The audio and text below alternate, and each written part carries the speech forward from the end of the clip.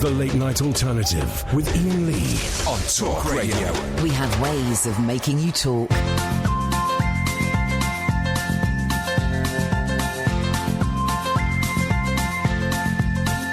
There's a voice that keeps on calling me. Down the road, it's where I'll always be. Every stop I make a new friend. Can't stay for long, just turn around and I'm gone again. Maybe tomorrow I'll wanna settle down. Until tomorrow I'll just keep moving on. Down this road that never seems to end. When new adventure lies just around the bend. So if you wanna join me for a while, just grab your hat, come travel light, that's hobo style. Maybe tomorrow I'll wanna settle down. Until tomorrow, the whole world is my home.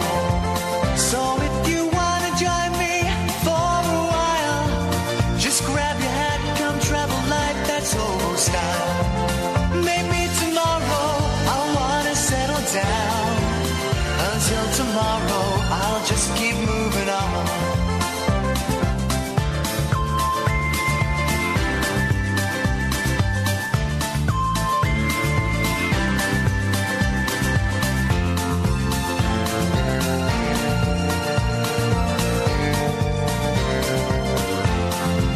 Maybe tomorrow I'll wanna settle down. Until tomorrow, I'll just keep moving on.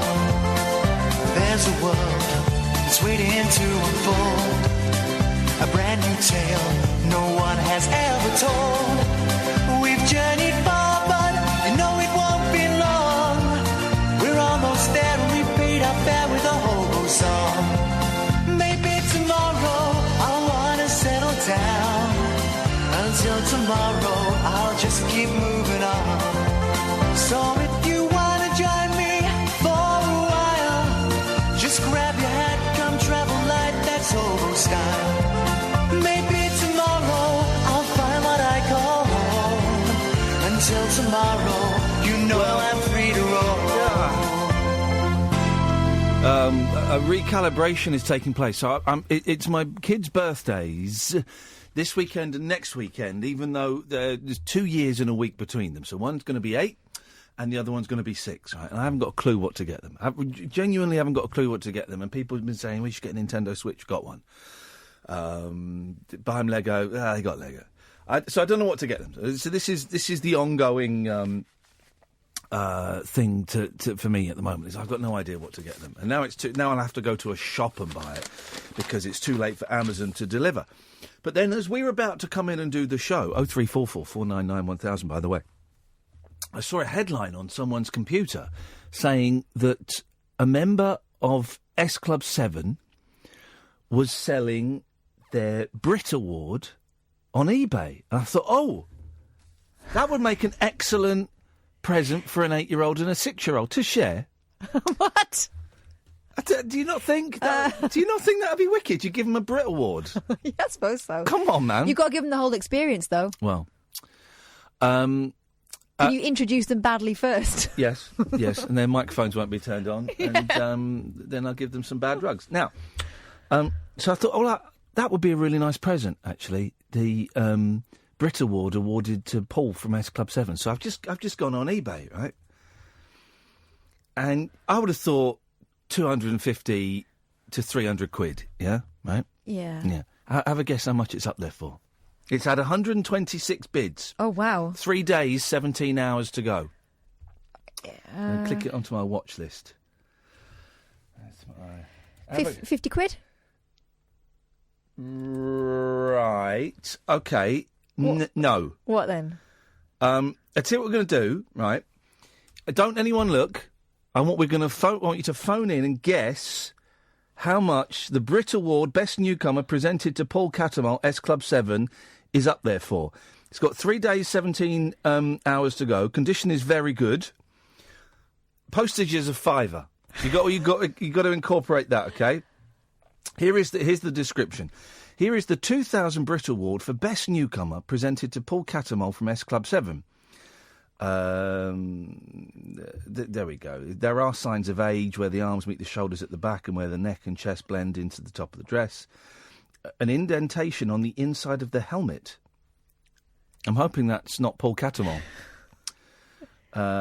Letters of provenance. Okay, right. So, how much? Please don't look. You know, this is for fun. How much is Paul Catamol from S Club 7's Brit Award up for at the moment? Okay, and I think it might blow your mind. Good evening, Zach.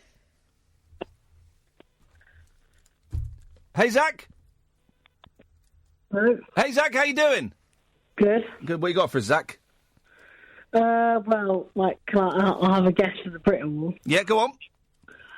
Well, I saw some ridiculous dude where a YouTuber fitted their underpants. Are you hang on a minute. Are you speaking through a toilet roll tube or something? Because I can't hear you. No, I've got my phone up to my ear. Are you sure? Are you sure it's not on speakerphone? There's no Bluetooth technology involved? No. Okay. Oh, you've got a crap phone. Yes? Yeah, so I was saying maybe 100 grand. You're saying what? 100 grand. 100 grand? Are you insane? It's Paul Catamol from S Club 7. Absolutely nonsensical figure. It's not Hannah. But it is a Brit Award. Yeah, it's a Brit Award to one of the blokes from S Club 7. It's not £100,000, I'm afraid, Zach, so you don't win it. Anything else? I'm going to take that silence to mean no. Let's go to Jonathan. Good evening, Jonathan. Evening, Ian. I'd just like to say my ambition for this year is to take a bullet for Jonathan from Swansea taking a bullet for Donald Trump. OK, well, Jonathan from Swansea, how does that make you feel? I'm not worth it. Well, for the honour of denying you the honour of saving the Western world, I think it'll be a sacrifice I'll be willing to pay. It's your funeral. Well, it would be his funeral, yes. And not yours. Right, put everyone on hold for a second, right? Because, listen, I fried my brain at the weekend. I did stuff I shouldn't have done at the weekend. So I'm still not firing on... I'm like firing on... I think I've got 12 cylinders. I think. And I'm firing on like 3/4 of a cylinder, right? But even by my standards, where I spent 3 minutes standing in a lift today before working out I actually had to press a button to make it go to the floor I wanted to, even by my caned standards, this feels like a very slow, disjointed start to the show, doesn't it, Catherine? Yes, it does. Everyone is just... There's like... pauses. Am I imagining this? No, there's a delay in everyone's brain. Hesitations, delays. What? And I can't. This and every delay is like magnified by like 1 million for me anyway. So this is. We've only been going for 10 minutes. I thought we'd almost finished the show. Maybe we need to do some stretches or something. We've got to do something, guys, because. Let's try Pete. Hello, Pete. Hello, mate. See, that was slow, wasn't it? Come on, everyone. That was slow, wasn't it? Try again. All right. Kaseef. There we go. You see. What is going on with you lot? What is wrong with everyone? Do another one. Hey, Simon. Ian, how are you? Oh, almost. We've got one. Yes, Simon, what have you got for us? It's quiz night. Thursday night's quiz night. Thursday night is quiz night. Of course it is. But first of all, can I just point out to you, the Brit Award... Yeah? I won't give you the answer because I've already read the same thing you read, I think. Yes. But did you see that Abs from Five, his Best Newcomer Award, went for £1 million 2 years ago? Shut the front door. Abs. Honestly, look it up. It's I don't know who paid that. No. But surely that was what we in the business call shill bidding. That can't have been a genuine bid. I've only read it on probably the same article you have. I haven't looked any more into it, but it's unbelievable. I'm looking at Paul Catamol's actual eBay listing.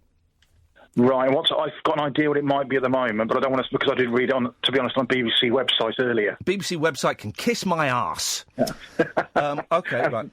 Okay, well, it's there, and it's not £1 million. You've got to include the £5 postage as well. Yeah, I think it's. Yeah, I don't want to. I thought it was probably. Do you want me to say it or not?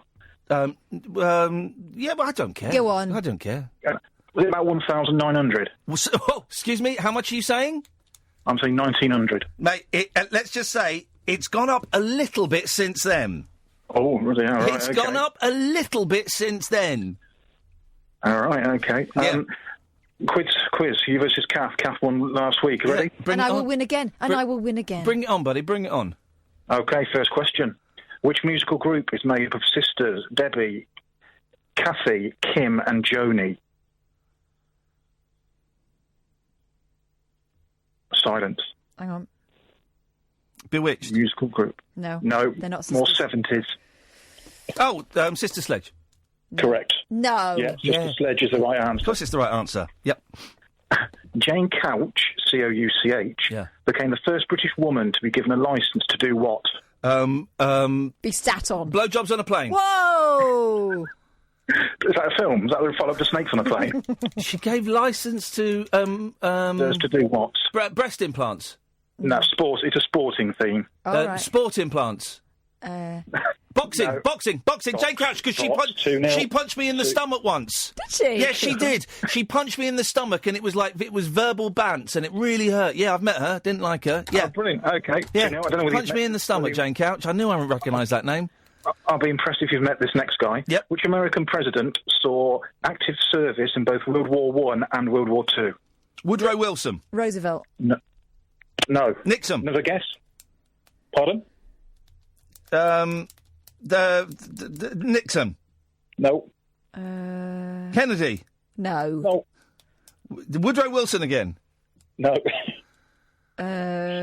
Moving on. Go on. Eisenhower. Oh, yeah, That guy. Yes, that guy. Who's winning so far? You. Me, yes. Ian, you're 2-0 up at the current stage. Yes. Which James Bond film is set predominantly in India? Octopussy.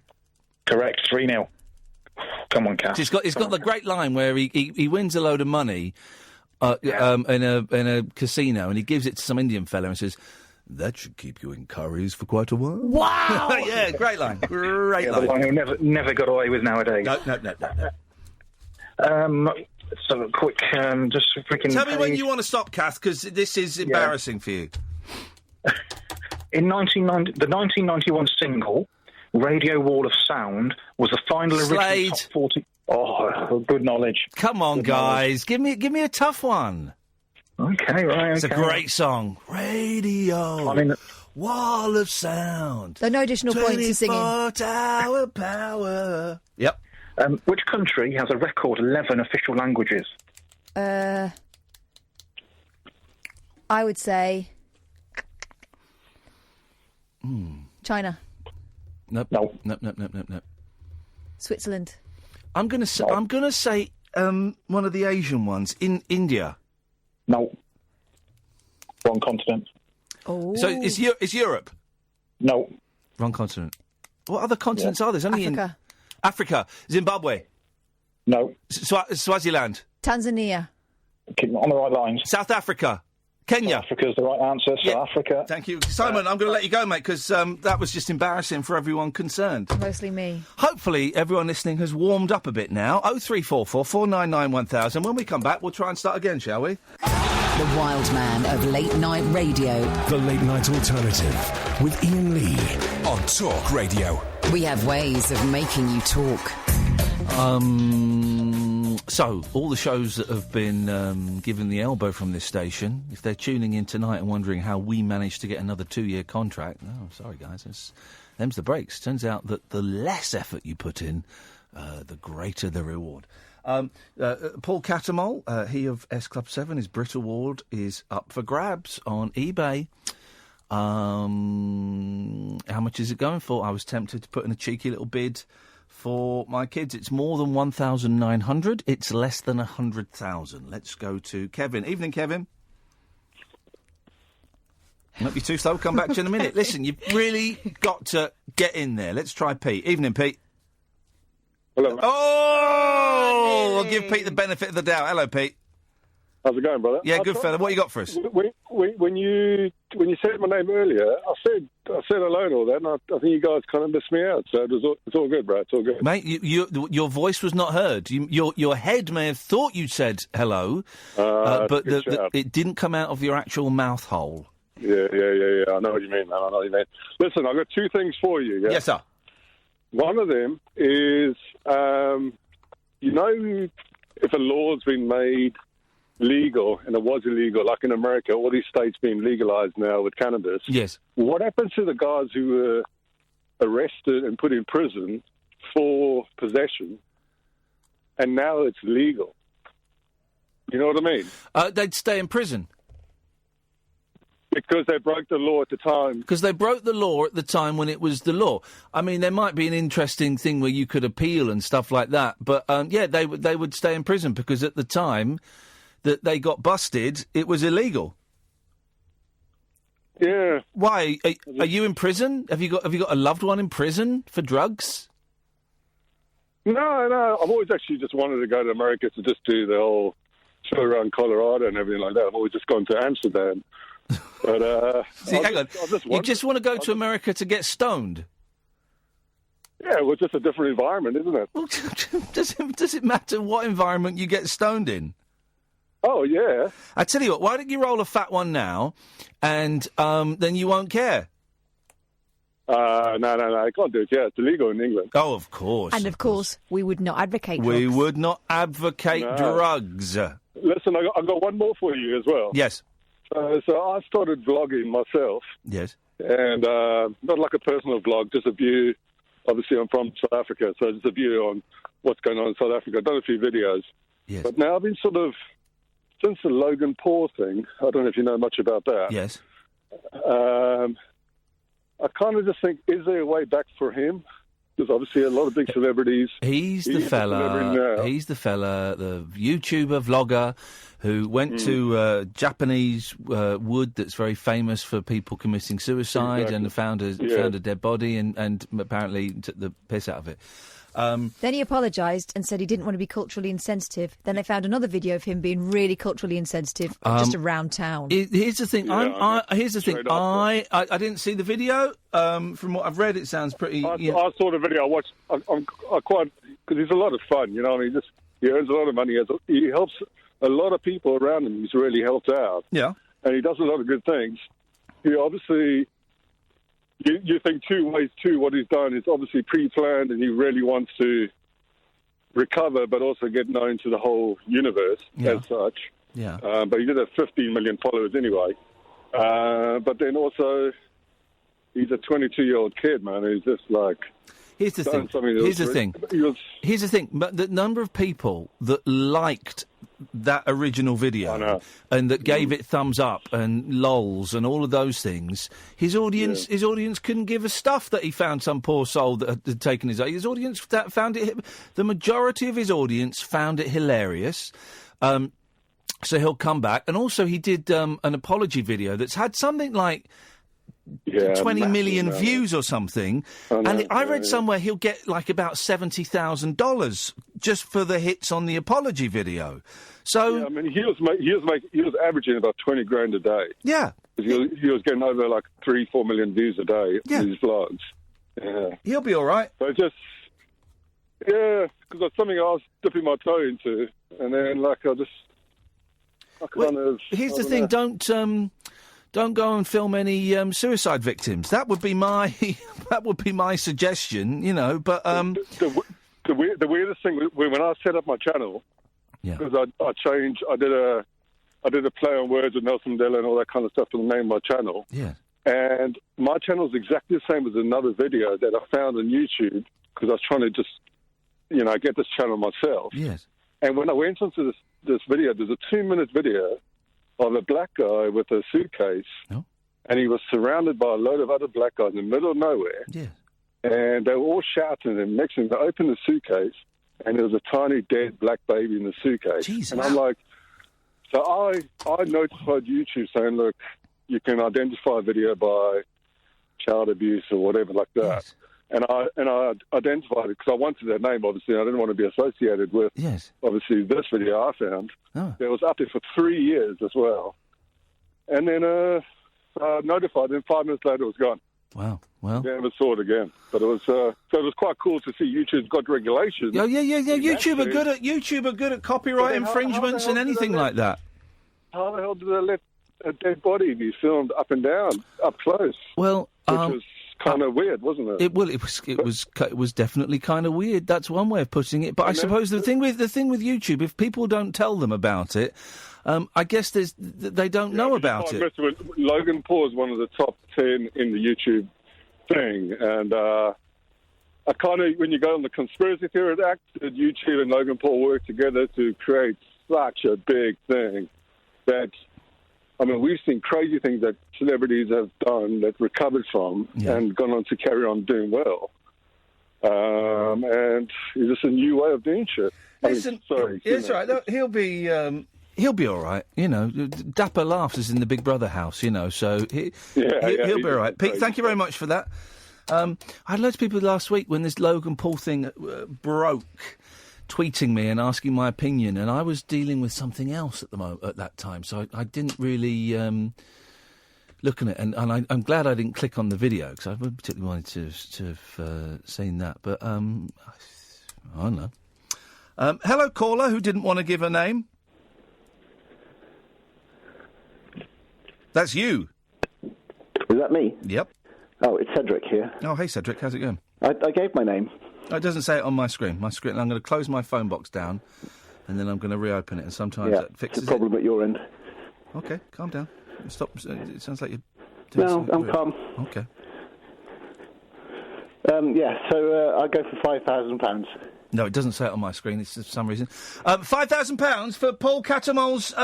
Oh, you are way off, Cedric. 4,000? No, you're going the wrong way.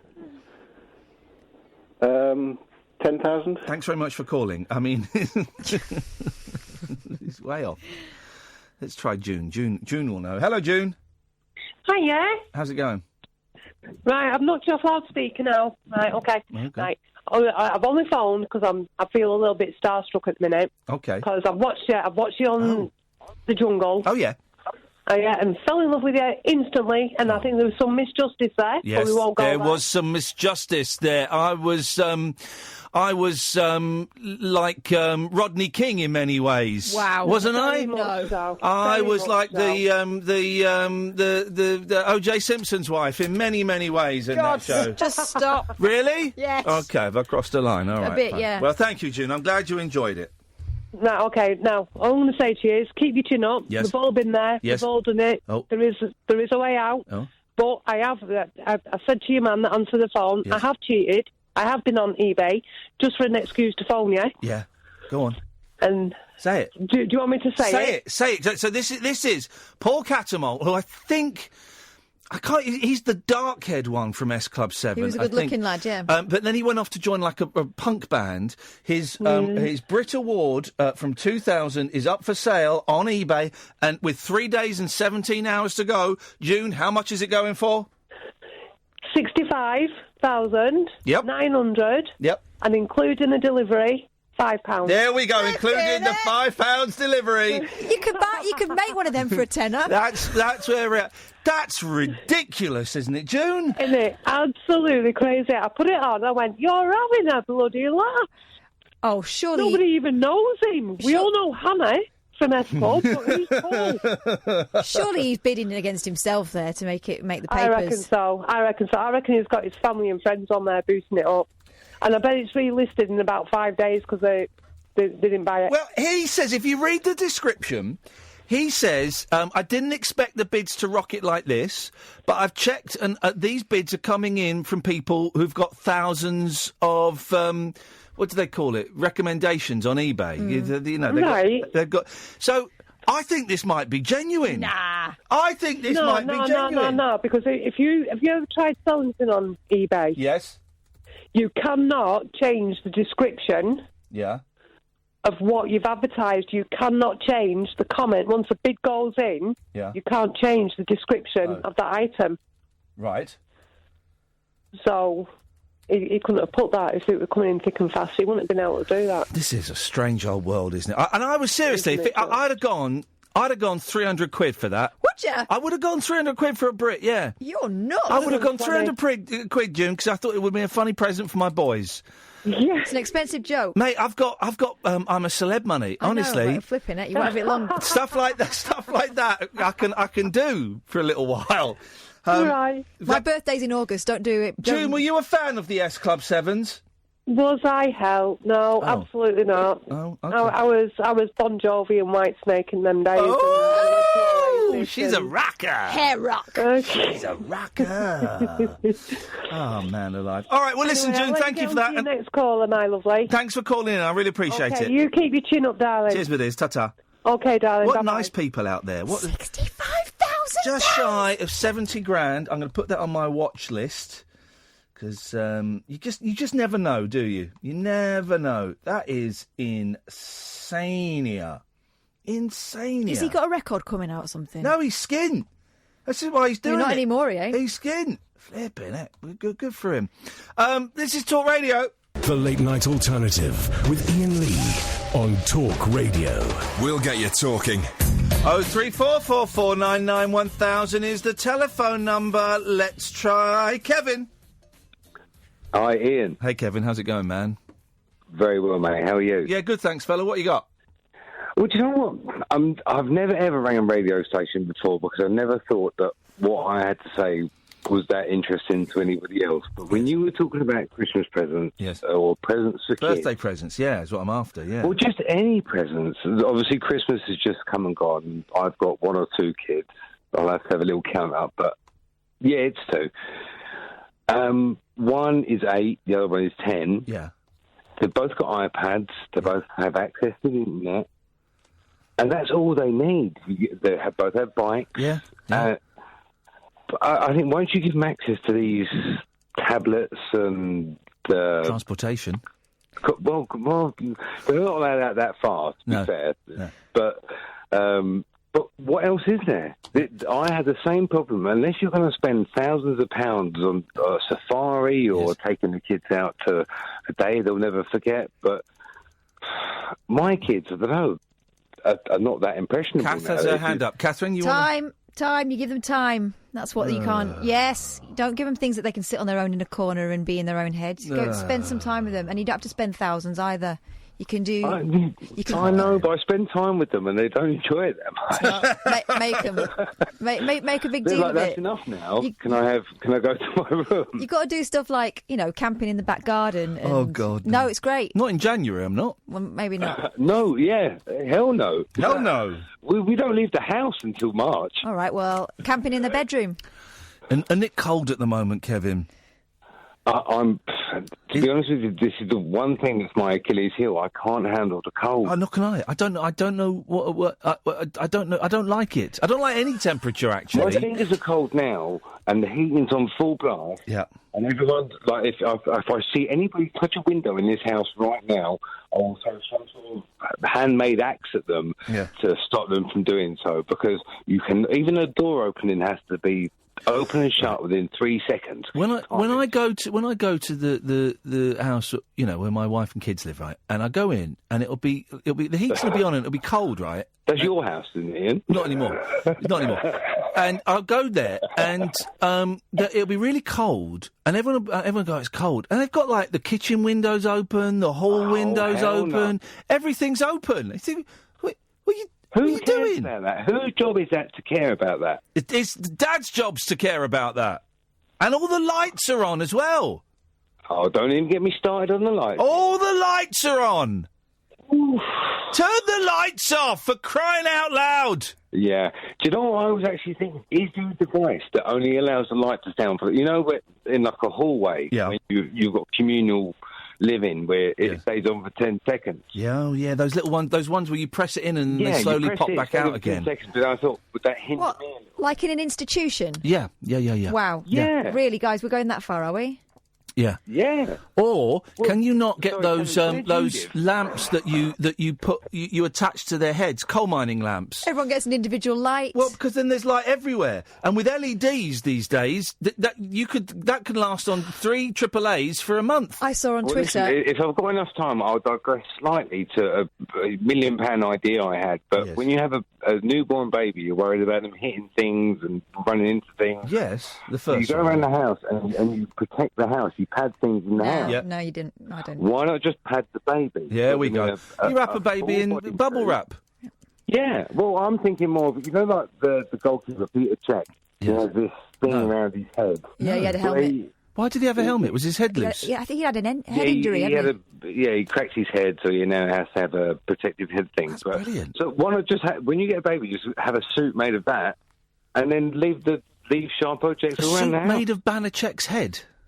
Who did he say Banachek? Peter not Peter his actual Banachek. head. Right, okay. Make a suit out of his head. All right, I think all that's right. it, Silence of the Lambs. Flipping it.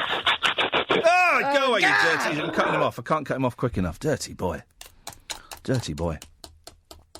So I've got no idea what to get. I don't want to give them time. Time's a rubbish Precious. present. My time is very expensive these days.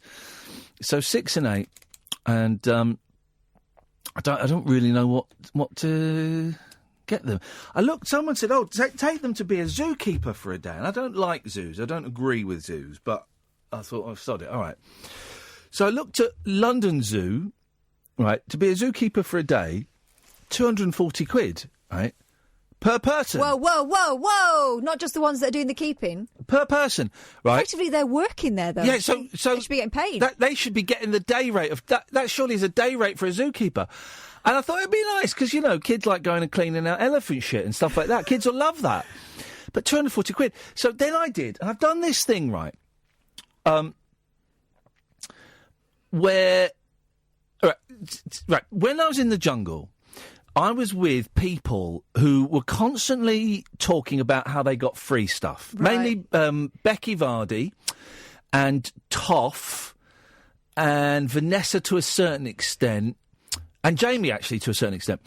And they live in this world of celebrity where they get free stuff, right? And there's like games you're supposed to play to get this free stuff, hashtags and Instagram and all of that stuff, right? So I've been thinking, I'm going to have a little go at this. I've not got anything free. So when I was going to buy a PS4, I atted PlayStation, thinking of buying a PS4, but nothing, right? So then I atted London Zoo today. I saw that. Saying, I'd love to take my kids to be zookeepers, but it's a little bit pricey. Nothing. So what am I doing wrong? If there are any, C-listers out there, how the hell do I get free stuff? Where's my free stuff? I demand free stuff. I think you need to take more pictures of yourself, like with your baps out and stuff. Oh, jeez, I suppose I could do that. I'm not that. Yeah, I can do that. Evening, Stephen. Hi, Ian. Hi, Kath. Hello. I was just thinking, Ian, when you mentioned about free stuff, Dennis kept mentioning oil of Ulay, didn't he? No, he was definitely trying to get like a celebrity spokesman job or something, wasn't he? Never going to happen. People were saying, "Oh, you don't look your age. You'll give us a smoothie." He said, "Well, it's oil of Ulay. I got that tip from my mum, didn't he?" He kept saying it about 5 times, I think. He did. Ian, I was going to let you know something, but you probably already know it. But it shows you how considerate I am about these things. I looked in my local cinema magazine, and I know that you're a Bruce Lee fan, obviously, and there is a film coming out next month called Birth of the Dragon. Do you know about that? I think I've seen the trailer for it. It looks a bit ropey. It says, typical of me, I've dropped the magazine somewhere, but if you want to know the details, I can always find it. Come on, Stephen. But it says, set in 1964, this is from memory, it says it's an American-Chinese production, and it says Bruce's early days. Is there someone with a name like Walkman in it, like John Walkman? John Walkman? Who invented the personal cassette player? Well, that's what it looked like. The words are separated, unless I've got it slightly wrong, but it looks like his... Is this the film where Bruce Lee comes over to America and fights in a tournament? Something like that, yeah. The trailer looks terrible. So so you know it already then, yeah? Yeah, the trailer looks absolutely terrible. Oh, right. Well, I thought I'd recommend it to you because I heard your talk about Bruce exploitation a couple of weeks ago. Further back than that, wasn't it? You were talking to the American guy about all those Bruce films. Yeah. You could have advertised your own one, couldn't you? And said starring Lee, but meaning yourself, Iain Lee. Yes, well, I could have done. It's a very Orientalist name, Lee. I don't know why. But, well, I mean, it wouldn't have been trade descriptions or anything because you are a Lee, aren't you? Obviously. Stephen, you are correct. Thank you very much. I cut him off there because that phone call made me a little bit uncomfortable because I didn't know where it was going. He was a nice guy. It sounded like a proposition. It sounded like come to the Bruce cinema. Lee film looks absolutely awful. Absolutely awful. 0344 499 1000. Let's have some ads. The late night alternative with that man, Iain Lee.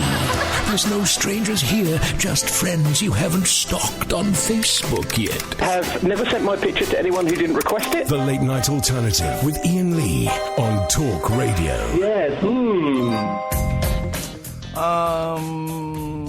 0344 499 1000 is the telephone number. Let's try Jordan. Good evening, Jordan. Let's go back to Jordan maybe later on in the year. Hello, Dave. Hello, Ian. How you doing? I'm good, thank you, mate. What you got for us? I'm with Kath. It's my birthday today, and my kids didn't know what to get me, so my little one, he made me a little list of little tokens I can have for things like a free hug and all that sort of stuff. But the one thing he gave me was Rocket League time. Here we go. Now we're in. This is it. Now we're in. It's more of a present for him, I think, but he loves Rocket League, and I love it too. And sharing that with him is brilliant. The two of us can for play those who don't know, and I don't think Catherine knows, Rocket League is a brilliant video game where it's cars playing football. It's brilliant. You told me about that. It is absolutely brilliant. My kids don't like that game, though. Oh, no. They don't like Rocket League. They don't get it. They like watching me play it, but they don't get it. It's too fast and frenetic for them, so they just scream while I play. I can't beat my 8-year-old. I try my hardest, and I cannot beat him. I don't get... Listen, I enjoy playing Rocket League, but it's all luck, isn't it? There's no skill in it, because I can't do anything on it. Just, crashing and burning up and all that. That's it. There's no skills. I've been getting better and better at it, and some people you can see are amazing at it. Well, I must admit, I do sometimes... if you go on the Xbox Live, right, it will sometimes say there's a Rocket League tournament on, and you click on this button and then you go and watch it. And it's like watching Sky Sports, but it's Rocket League, and they have commentators and they have focuses on. Have you played in one? Have you, Sam? It's brilliant. It's like watching Sky Sports, but for a sport that I actually enjoy. Yeah, I'm the same. I don't like football, and I don't like racing games, but I love Rocket League. Yeah, okay. Well, I tell you what, for my son's birthday, I will get your son to play Rocket League with me. Does that sound about right? Hang on, why don't you just give him, for your son's birthday, give him a new dad? Yeah. You can go there. There we go, perfect. We got this. This is sorted, Job Dave. done. I've had an idea, though, listening to this. Go on, Kath. What about one of them cinema passes? They go to the cinema all the time. It's not a thing for kids, because the pass means nothing to the kids. I am the pass to the cinema. Yeah. So that doesn't mean anything. Hey, guys, we can go to the pictures whenever we want. We go wherever we want anyway, yeah. I tell you what I did with my eldest. He's 14, but he can do it from the age of 8. He really liked the Hunger Games, and he said, Dad, I really want to do archery, so I took him on an archery course. Yep. And we loved it. It's fantastic. It's a little bit... What? 16th century for me. I'm thinking my youngest last summer enjoyed horse riding, so I might book in some horse riding lessons or something. That would be cool. That would be good. But then, okay, that'd be awesome. I'll do that. I'll book in some horse riding lessons. There we go. That's the 6-year-old. Well, there you go. You're sorted now. We've just got an 8-year-old to go, and his is first, so, yeah. I don't know. Well, how about an Elite controller for the Xbox? They keep breaking my Xbox controllers. They keep knackering them. I don't know what they're doing to them, but I've had to buy 2 new ones recently. So I don't want to spend money on stuff that I know they will break. Yeah, well, mine keep losing the cover for the battery compartment. I've got none left. Oh, they keep losing that, but also the left thumbstick. It keeps... Anyway, it's boring. They're boring, breaking my stuff. Little sods. They're not having to go on my PlayStation. They don't know about the PlayStation. That's top secret. Oh, fair enough, yeah. They'd only fight over it anyway if there's two of them. Kath? That's a brilliant idea for your eldest. Yeah? Robot Wars experience. What does that mean? It means you go and do battles. How much? Adult £16 standard or 26 VIP. Child 14 standard That or sounds 24. a bit cheap. That means it might be ropey. Where is it? Or family 54. It is in Greenwich, University of Greenwich. That sounds a bit rubbish. Yeah, it does sound too cheap. It does. It sounds too cheap, doesn't it, Dave? Isn't that funny? It's Too be cheap. A tin can on a remote-controlled car, isn't Yeah, it? you'll get 20 minutes. That's too cheap, Kath. Oh, man. That's too cheap. Yeah, something like that would be cool, wouldn't it? There's something good like that. Oh. A good version of that would be great. Oh. Dave, thank you very much indeed. Let's go to Nigel. Good evening, Nigel. Oh, good evening, Ian. Good evening, How are you? Nigel. All right.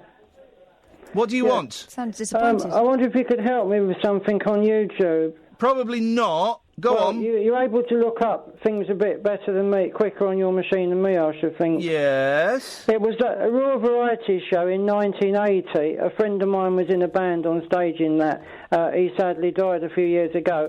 And I wanted to find it so I could see him again playing the drums. And it was the Joe Loss Orchestra. Right, so what do you want me to look... What do you want me to look... Try and look it up for me, because I couldn't find it. Right, well, what is it I'm typing in? The Royal Variety Show 1980 is basically what the video is, the film is. Royal Variety and it should be... Show 1980, yes. Sammy Davis Jr. was in it. Paul Nicholas is there. I don't know whether you need to put... Well, yeah, what exactly am I looking for? I'm not going to watch the whole show, Nigel. It's 2 hours long, buddy. Yeah. But I don't even know if it's on there. If you can find it, then that means I can find it as well. Well, Jesus Christ. What am I looking for? Well, just the 1980 Royal Variety. Yes, it's there.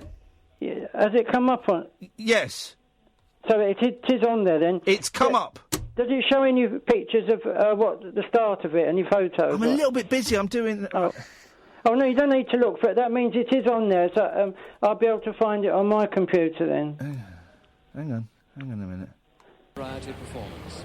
Her Majesty Queen Elizabeth, the Queen Mother, will be arriving shortly. With her, we're expecting the Prince and Princess of Wales and also Lady Sarah Armstrong-Jones. Is this the one, Nigel? Well, it must be. If it says 1980, it must be the one. Okay. So I'll be able to find that in a while when I get back to my computer. There we go. Yeah, you'll be able to... Ian? I'm a pre-Google now. I'm pre-Google. Proogle. Ian? Yes, Nigel? Do you remember meeting Darren Lawrence in Maidstone? Darren Lawrence? He's a fan of yours. Have you been to Maidstone? There was a picture on his Facebook, a picture of you and him together. I don't remember meeting Darren Lawrence in Maidstone. Well, he's got this photo of you with you together, and he told me to ring up the show yesterday. I'm going to get that taken down. No, it's on his Facebook, not yours. I'm going to get it taken down. He won't like it because he's a fan of yours. Well, I did not give him permission to put my picture up. Oh, there it is! There it is! You found it. Look at this. How tall are you, but you're very tall. Is it 6'4" or something? My beard is there. Well, yeah. You had a beard, yeah. I don't remember that picture being taken. It looks like I'm on a boat. How tall are you, Will Ian? you shut up for a minute? Yeah. It looks like we're on a boat there. Will you please be quiet? It looks like we're on a boat there. I have no recollection of that picture being taken or my beard being that big. Yeah, okay, you can speak now. Yeah, you look very tall up against him. I am a tall man, yes. Because he's about 6 foot, the same height. I'm about 5'11". Right. And he's about 6 foot. Heights, isn't it? Are you about 6'4"? I'm about that, yes. That's very tall, yeah. 'Cause it doesn't notice until you stand up against somebody, does it? Well... You had a big black beard then, didn't you? It does. Have you got your beard now? Yes, I have got my beard now, yes. It's a little one now. Yes. Yeah.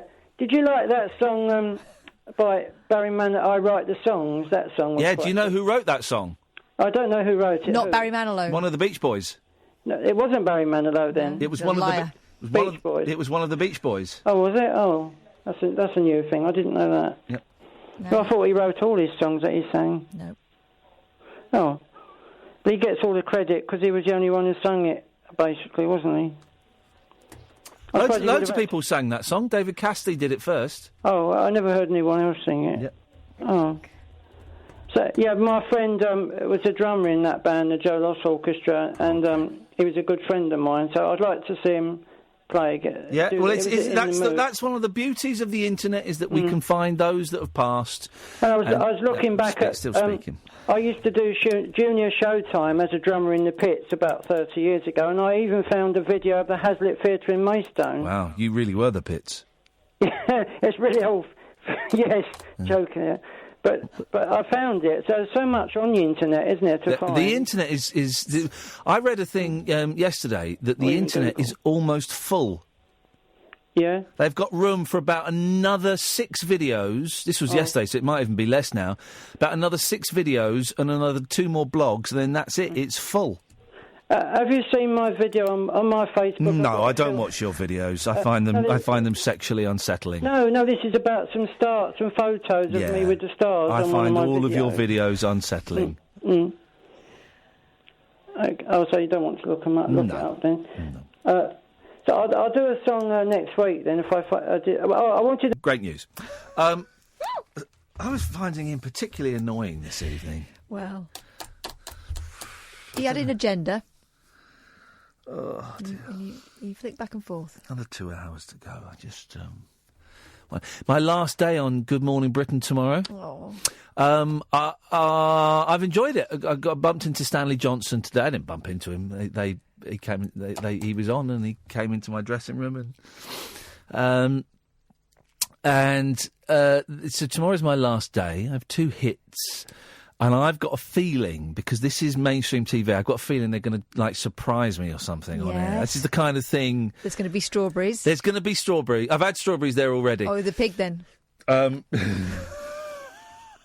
Afters. They're gonna do something, because one of the editors took me... After every appearance, they come out and... an important person will come out and say... Absolutely loving it, Ian. Really, really love. And I'm going. They come out just to make sure you're leaving. Is that? No. Well, this guy did escort me off today, but I didn't get time to take my makeup off. But they and he said, we've got a little something for you tomorrow, just to say thank you. And I'm thinking, you've paid me nearly $5,000 for this 2 weeks, right? That's the reward. The reward is the money what has gone into my bank account. Yeah. Thank you very much indeed. But I suspect there'll be a little. There'll be a little thing. It's so fun. Honestly, I'm having the best time. Everyone there is so lovely. There's a young runner called Sophie, whose birthday it was yesterday, who, before I get there, she gets a croissant in my dressing room, and as soon as I come in, would you like a cup of coffee? I'd love a cup of coffee, Sophie. Thank you very much indeed. Oh. And then yesterday I found out I could ask her to go to the canteen and get me bacon sandwiches as well. So do that. And everyone keeps coming in and saying, Ian, you okay? Yeah. Do you need to go through anything? Do you want to go through the clips again? I said, no. They're so surprised I can do a 3-minute section having only, read the cue cards once. So I just sit in my little dressing room reading my Partridge Family book and watching the telly and stealing Richard Arnold's expensive cologne.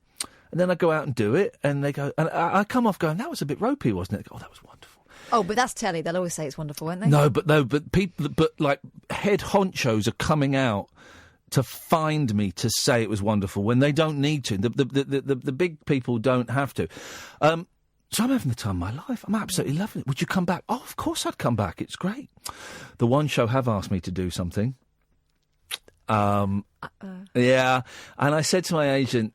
He phoned me up yesterday to say they wanted me to do something, and then in the evening I texted him saying, I'm not convinced. Talk about it next week. This is it. We're going to talk about it next week. But I think you should get a full apology for the toilet bowl incident. That was Watchdog. Okay, that was Watchdog. That was that. Right, Jordan, Jonathan, Kaseef, Jonathan and Robert, stay there, dear listener. This is 1 hour down, more hours to go. 0344 499 1000 is the telephone number if you want to give us a call. You can phone in about anything. We've talked about Brit Awards, about S Club 7, about birthday presents. presents for children, all kinds, all manner of stuff. You know the score. You can phone in with whatever you want. We'll go through the papers a bit in a bit as well. 0344 499 1000. This is the Late Night Alternative on Talk Radio. The Late Night Alternative with Iain Lee on Talk Radio. We have ways of making you talk. Well, I'm not the kind to kiss and tell, but I've been seen with fire up. I've never been with anything less than a 9. So fine, I've been on fire with Sally Field, gone past with a girl named Bo, but somehow they just don't end up as mine. It's a death-defying life I lead. I take my chances.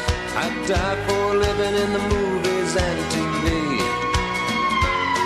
But the hardest thing I ever do is watch my leading ladies kiss some other guy while I'm bandaging my knee. I might fall from a tall building, I might roll a brand new car, 'cause I'm the unknown stuntman that made Redford such a star.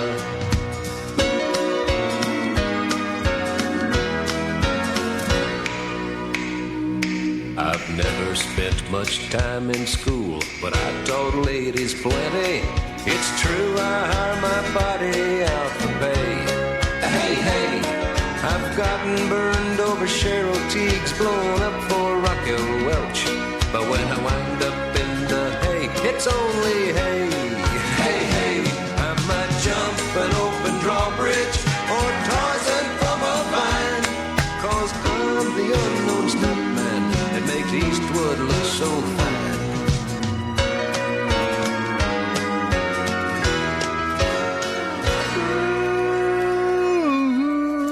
0344 1000. Good evening, Jordan. Good evening, Ian. Good evening, Kath. How are you? Hello. Good, thank you. What have you got for us? You were thinking of ideas for your son's birthday, is that correct? Yes. Have you thought about doing an escape room? Oh, now, funnily enough, I looked at this when I was in New Zealand, and I had my nephew for the day, and I looked into these escape rooms, and you basically go and it's kind of like a Crystal Maze thing, isn't it? You got like an hour or something to get out. Yeah, I manage one in Birmingham, and the amount of families we have, because basically the premise is you get locked in a room for 60 minutes, and you have to kind of work together as a team, and, as a... 2 kids and an adult, you'll find that the kids actually do better than the adults sometimes. Shut the front door. These kids wouldn't have a clue. That doesn't... So what are the sort of puzzles you've got to do in it, though? It depends. I mean, so you can have, like, math problems. You can, there's one of... I can't give much about our rooms, but basically there's a thing that an adult will look at it and think, I don't understand this at all. Yes. And then the 2 kids will be like, oh, it's that, Dad. And they'll be like, oh, yeah, so it is. So it's a very interesting... You can't use your mobile phones. You're totally locked in a room. Oh. You've just got to work together for that hour, and that hour goes by so quickly. So I reckon things like that might be quite good. That might be... You know what? That's not a bad idea, actually. Yes, I might have a little look at that. Yeah. All right, nice one. Thank you, Jordan. I'll have a little look into that. No worries.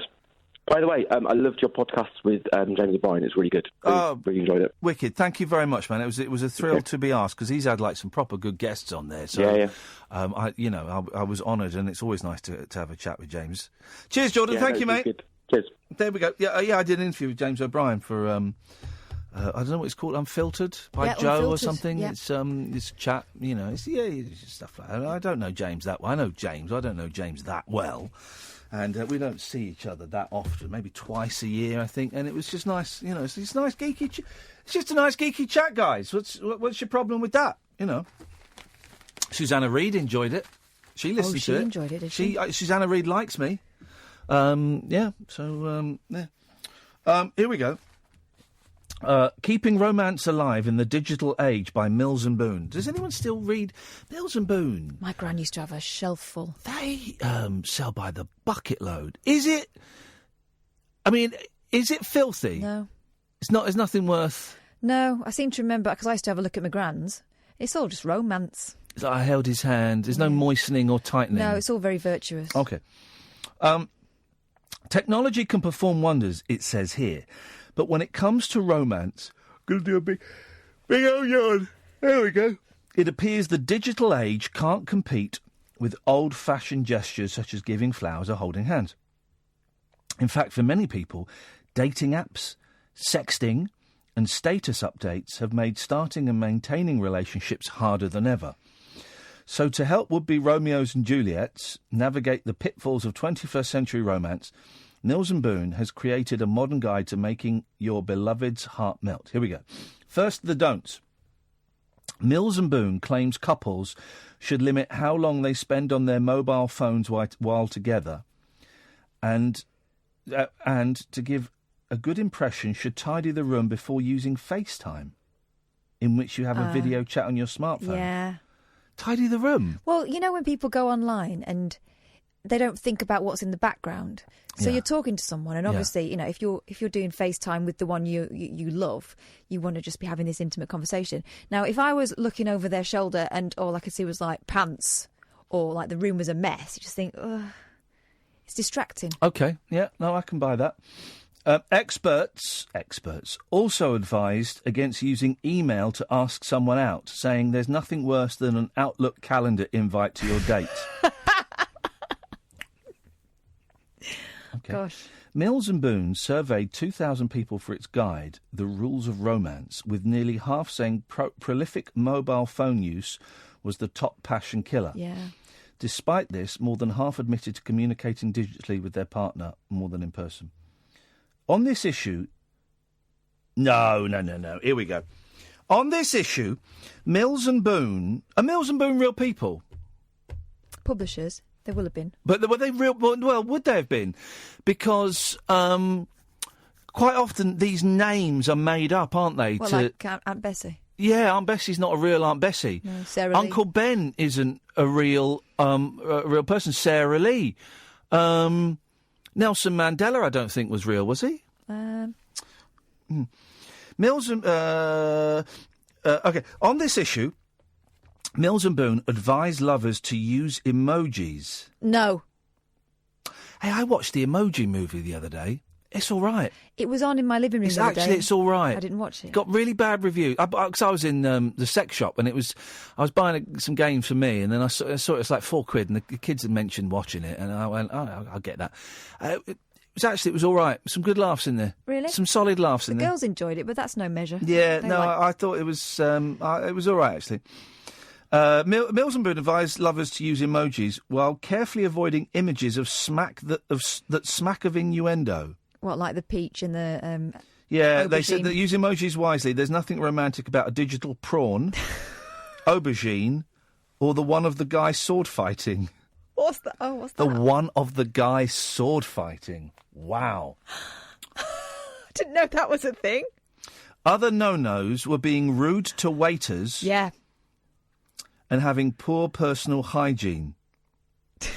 Obviously. Amazingly, though, when it comes to what lovers should do, most of the advice from the poll would be familiar to our grandparents.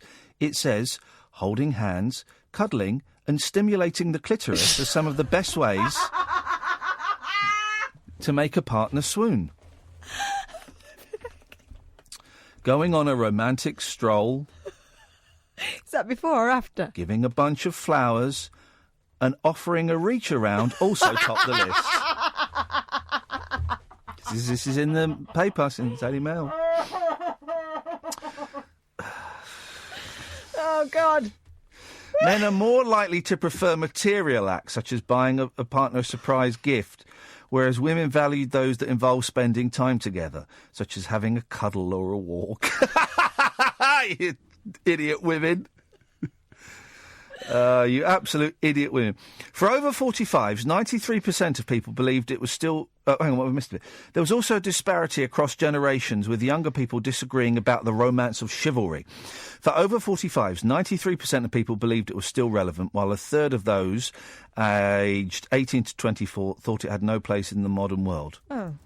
Chivalrous acts considered outdated by millennials include ordering for someone else at a restaurant. Yeah, no, let's not do that. Whenever you see that in films and TV programmes, I always think, well, how do they know what the lady wants to eat and drink? They don't. And what is that? What you're feeding me? Lisa Milton of Mills and Boone said, with so many people confused about romance in the modern era, it's clear that they need a little help.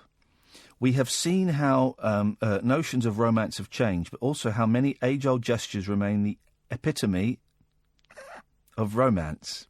What, like the reach around? So, top 10 most romantic gestures. Number 10, writing a love letter. Oh, yeah. Number 9, cook a nice homemade meal. Ooh, nice hot pot. Hot pot on the plate, hot pot in the bed. My pot is hot. Dutch oven. 25. Number 8, 25%. Breakfast in bed. No, I don't get a breakfast in bed. I don't like eating in bed. It's just messy. It's hard to sit up. 7, a candlelit dinner. You could get one of those beds. Yeah, I would love one of those. Oh, I'd love one of those beds, and I did look into this, where the two sides are separate. Yes. So one can come up and the other stay. I would love that. I would love it. That would be my favourite thing. Oh, God, what fun.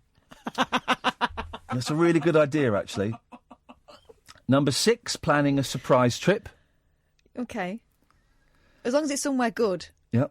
5, giving flowers. Yeah. Number 4, the reach around.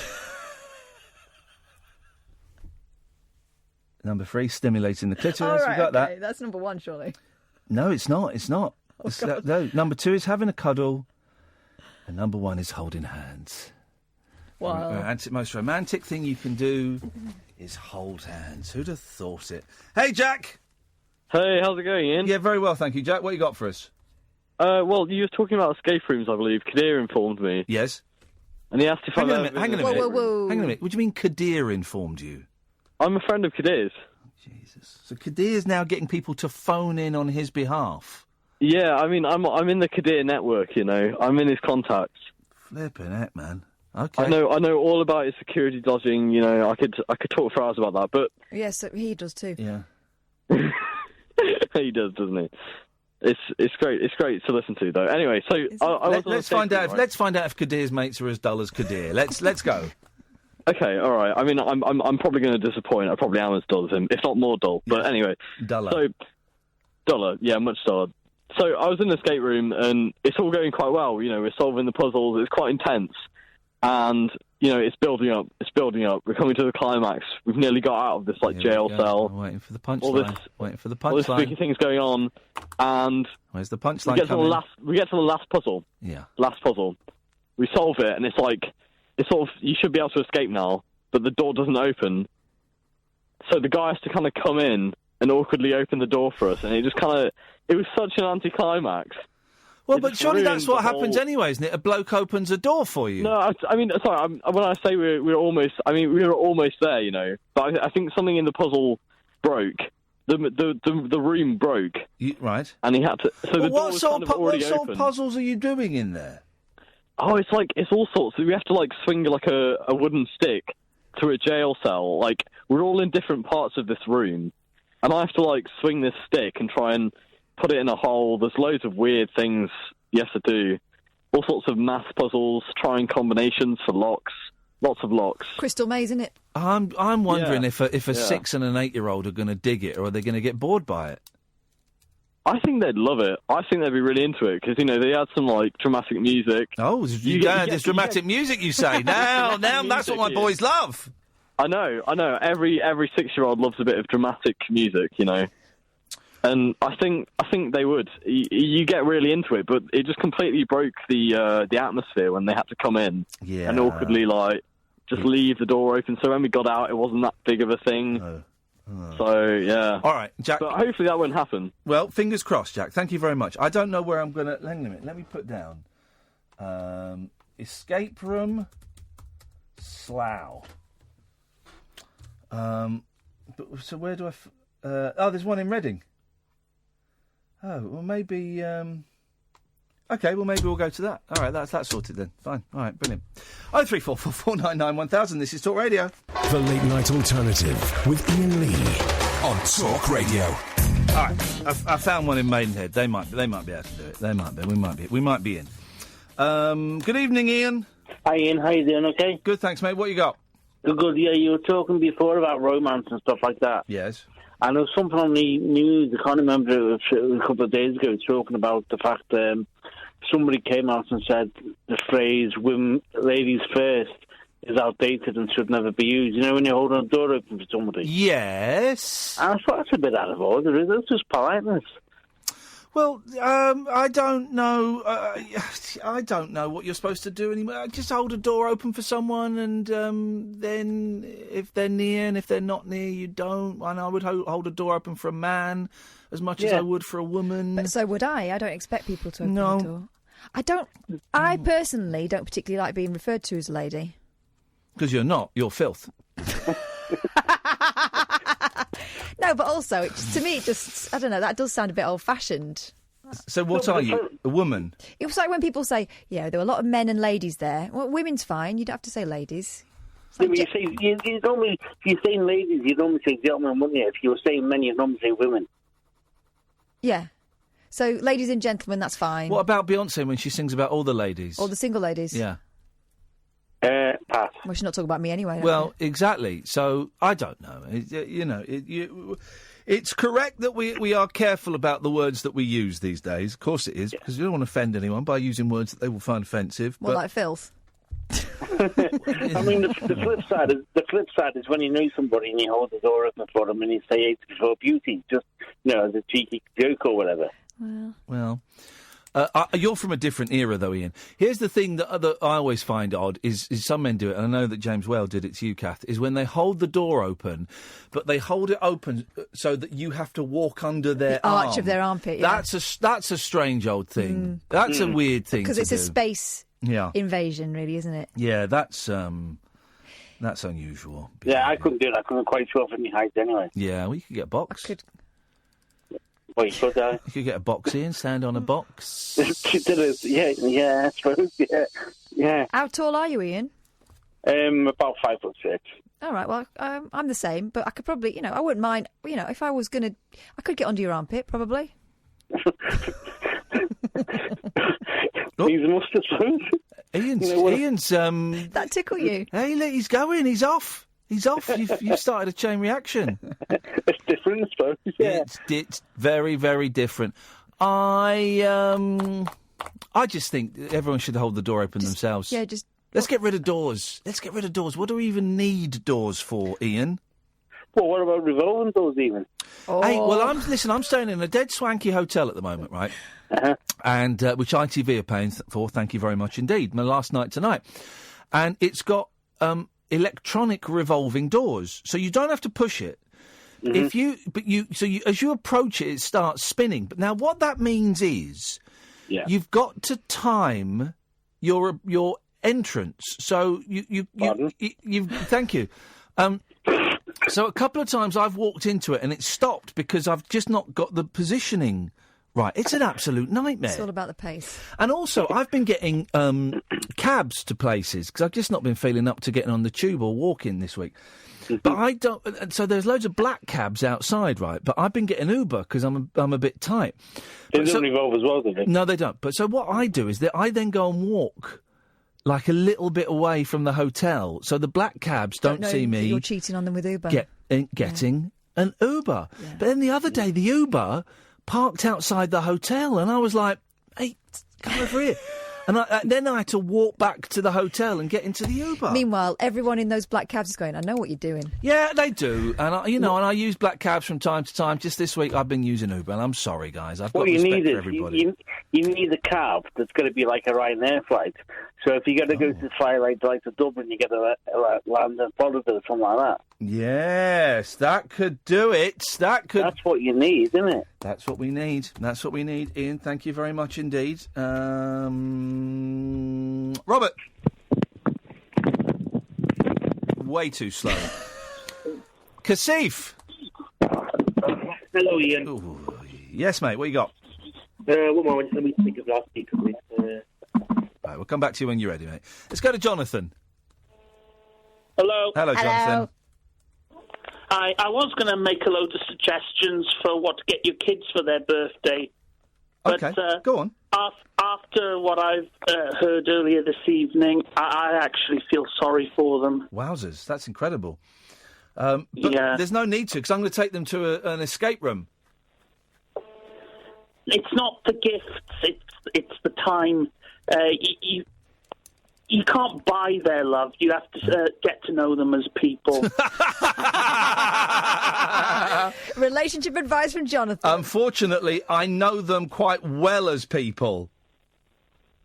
Do you, though? But do you? But do I? Yeah, yes, I do. He does. Yes, I do. Yeah, I'm not going to pry too much, but if it were possible, yes. What I would like your kids to have for their birthday, yes, is for you and your wife to be reconciled. Okay, well, that's a little bit too personal. So thanks very much, but that's not going to happen. Anyway, was there something else? Your kids like books, don't they? My kids love books. He's not going to buy them Mein Kampf. I would never recommend Mein Kampf. No. Really? No. Overrated. But there are two books that you could get them. Okay, go on. Judge Dredd America. Yes. And Judge Dredd The Apocalypse War. Okay. Judge Dredd's a little bit old, though, isn't it? Well, Judge Dredd America is like Romeo and Juliet set in a fascist dystopia. Okay, yes. Right up their alley. And the Apocalypse War is Threads for Kids. Okay. All right. Yeah. Threads for Kids. Wowzers. There's a thing. Okay, fine. Well, I'll look into it, Jonathan. No problem. Thanks very much indeed. Kaseef. Hello? Hello, Kaseef. Oh, hello, Ian. Yeah, you all right? I'm all right, mate. How you doing, buddy? Yeah, well, yesterday I called, the last call, I was a bit slow because I fell asleep, you see, and I woke up, I thought I'll call you, and it might take a bit of time to get on air, but it was straight away. I was going to wash my face and stuff and then talk to you, but... we do insist that all callers wash their faces before we speak to them. Yep. So I was half asleep, so you see, I was half asleep. But it was basically about Amir Khan. First you saying your friends, then you're going to get legal on you if you contact him again, and now you're going to, now you reconciled and going to Pakistan again, so, and then yesterday you said you had a bit of dirt on him. So could you elaborate a little bit? Well, I do have a bit of dirt on him, yes, I do. What is that? Well, I'm not prepared to. I cannot divulge the dirt. I have given him a week to pay me £50,000, or buy me Paul Catterall's Brit Award, whichever he decides is more appropriate. And if he gives me the £50,000, then I will not dish the dirt. If he doesn't give me the £50,000, Kaseef, then I will happily tell everyone the dirt. Yeah, and just a quick thing, you're talking about holding doors. I couldn't resist, but hold on. Good one. Game of Thrones joke. Is it? Yeah. I've never seen Game of Thrones. Yeah, good. It's the last series of Game of Thrones coming up soon, isn't it? And I didn't see the last one. It's going to be rubbish. It's going to disappoint you. I've never seen it. It just does boobs and dragons. I like it. I like boobs. I like dragons. Well, I like boobs. I like dragons, but I'm not that much. Boobs and dragons is too much. I want to watch it all in one go. Not really. No. Well, thank you for that, Kaseef. Thank you, Ian. Thank you, buddy. Let's go to Robert. Good evening, Robert. Hello, Mr. Lee. How are you? I'm very well, thank you, Robert. So what you got for us? Oh, nice to hear you. Before I start, can I do a wee magic trick for you? Can you do what? Are you on a speakerphone? Oh, you still there? Well, yeah, but the thing is, we can't hear you on a speakerphone. It's just my speaker is really rubbish for a minute. No, all speakers are rubbish. Speakerphone doesn't... See, you can't hear me. Speakerphone doesn't work. Oh, Jesus. Hello? Is that better? Yeah, that's better. Oh, brilliant. I was being sarcastic. It's worse. You can be. That's better. That's it. That. Yes. Why would you be on speakerphone? Because there's something up with my speaker and my phone, right, and it's really rubbish. Yeah, so why would you go on speakerphone? Because I had the earphones in there, but it kept cutting you off. Well, why can't you just use a telephone like normal people do? Oh, that's like 1980s stuff, man. We don't use phones these days. Come on, Ian. Yeah, exactly. Everyone... I get so angry when I see people walking down the streets holding their phones like they're on The Apprentice. Oh, come on. What is wrong with your bloody phone? Is that working now? Yes. What do you want? You're going to do a magic trick, did you say? Yeah. Okay. So what? Right, so I'm going to shuffle my imaginary cards just now, okay? Yes. For a second, I'm going to ask you to take a number from 1 to 10. Yes. Right? Okay. Get it in your brain. Okay. Then take the suit, diamond, hearts, spade, or clubs. Yeah. Write it down. Yeah. Right, and I'll speak to you and I'll just have a wee chat, then I'll come back to you and I'll get you what card you've got, right? Okay, I've written it down. Right, so what do you make about home brewing? Like making beer? I don't drink, so I don't make anything of it. But if people want to do it, good for them. What does it taste like? It's actually quite... I've just started doing it now, but see on YouTube, there's a whole community of home brewers. It's really good. Don't. I remember my dad making homemade wine, and I remember at the age of 10 having a sip of it, and it was like terps. It was strong old stuff. That was that cat in the background. Sorry, is that cat? No, my cat's not here. Oh, you mean Catherine? Yes, Catherine is here. Yes, in the background where she belongs. Hey, where all the ladies belong. Hey. She should have her own radio station. Someone get her. Yeah, she should. And she should bugger off to it. Kath FM. Oh. All Kath, all day. Oh, I've got a wee trick question for you. You want to hear it? Yep. Right, how old are you, Mr. Lee? I'm 44. 44. Right, so how old were you 5 years after you were born? Tricky. Jesus. How old was I? 5 years. 5 years. I was 4 and 5. Oh, well done. I got you, didn't I? You did. Right, are you going to tell me what this card is that I picked? I will. It's coming. What's 333 times 3?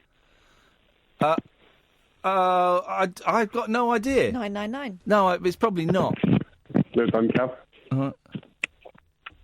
Right. And where is this going? Have you got your card in front of you? Yes. Is it the 8 of diamonds?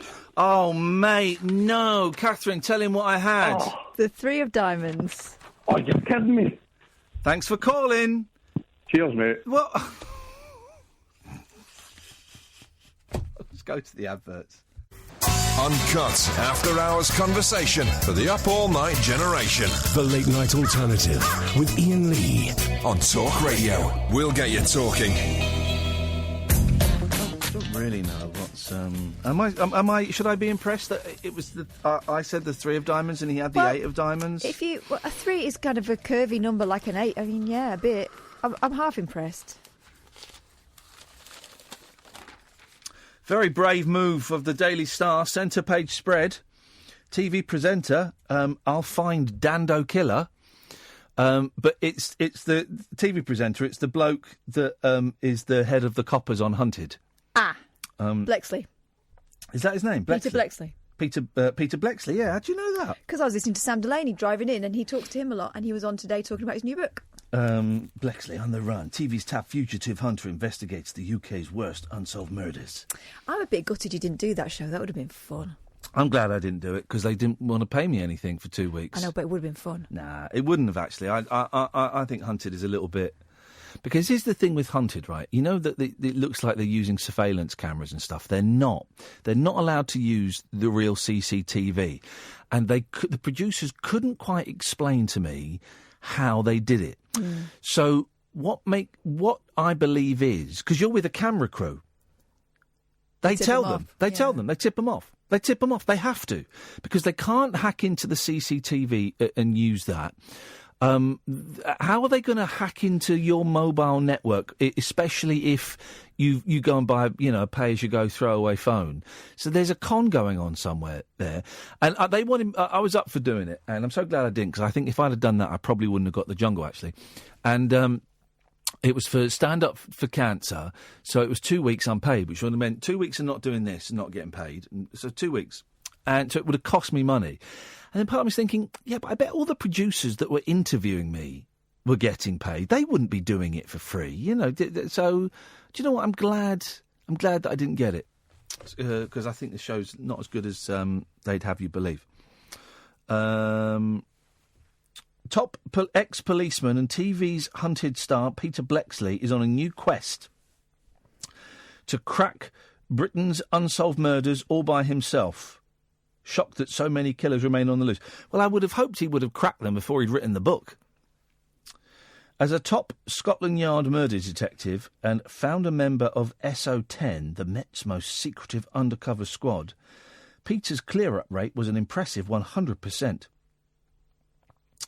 But the boss of Channel 4's hit Fugitive show is so concerned that 1 in 10 homicides remain unsolved that he is setting out to try and get results, chasing up his own leads. Peter has now written a book on the run revealing some of the mysterious murders he has re-examined. We'll get to Jill Dando. No, that's someone else. Get to Jill Dando.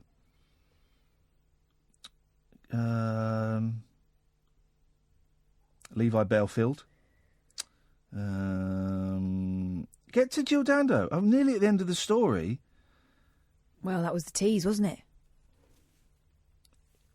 It doesn't even... Hang on a minute. It doesn't even mention Jill Dando in it. Let me read this again. Let me just play some... No, that might sound inappropriate. Right. Wayne Trotter. Okay. Les Bates. Alistair Wilson. There we go. He suspects that case has parallels with the unexplained murder of TV presenter Jill Dando. Peter adds, when someone is gunned down on their own front step like that, it's a case that can and should be solved. We live in hope it will be. That's it! Flipping heck! Oh, dear, Bleksley! Unbelievable. I feel absolutely tricked there. Good evening, Darren. Hello. Hello, Darren. I'm in trouble. I understand I'm in trouble with Nigel.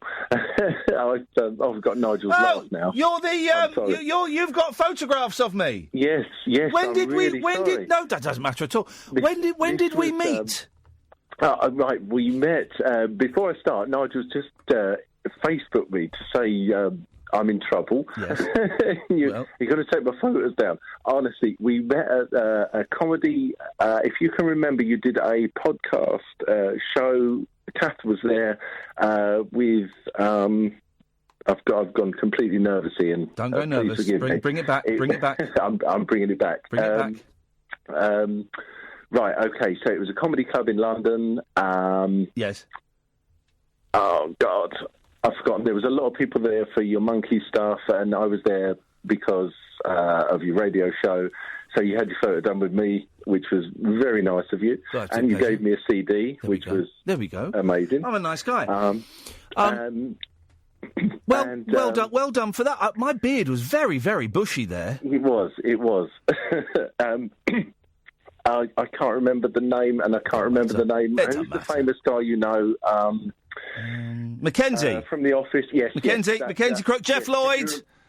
Yes, can you remember that? That was that. I remember that. War of the Words in East London. Yes, I remember it. War of the Words. I'm there. That was it. Yeah. Oh, at the Outback. That was it. That was it. There we go. That was it. Well done. So yeah, I'm really sorry. I'm totally I've built myself up for about 2 years to ring in, and now I'm completely. Don't listen. Already, you're the best call we've had this evening, Darren. So please don't think bad of it. How the hell do you know Nigel from Maidstone? Right. Okay, so Nigel lives in Maidstone. Yes. And I've heard him ring up your show loads of times. Yeah. And then I was going through Maidstone with my family one day, and Nigel was there larger than life, and I mean larger than life. He's a big guy. Yeah. In big leather. He wears leather motorbike gear to ride his cycle around. Yes. And I'm like, this is Nigel from Maidstone. And like, do I say something or don't I? Yeah. And I did. And he sung me a tune in a cafe. Of course he did. But then when you went in the jungle, I put that photo up, like support my well, not my pal. I know you're not. Well, support Iain Lee, Yes, as you do. Yes. And but Nigel now thinks I'm an agent. Not a special agent, a show business agent. Yes. And now he's sort of wants me to put stuff onto TV for him. I weld cars up all day, you know. Have you tried to explain to him that you are nothing to do with the show business world? Yes. And I did say to him, he was on James Whale last night, I said, why don't you ring Iain? And then he has tonight. And then the message I got from him earlier was like, Ian's told me to he's having your photo removed. Yeah. And, well, let's keep it, because he doesn't listen to the show. Of course, I'm more than happy to have that picture there. But let's pretend, Darren, that there is some argy-bargy between us, and I am threatening you with legal action. Unless you take that picture down, but you are standing defiant and you are refusing to take that down. How about that? Why should I?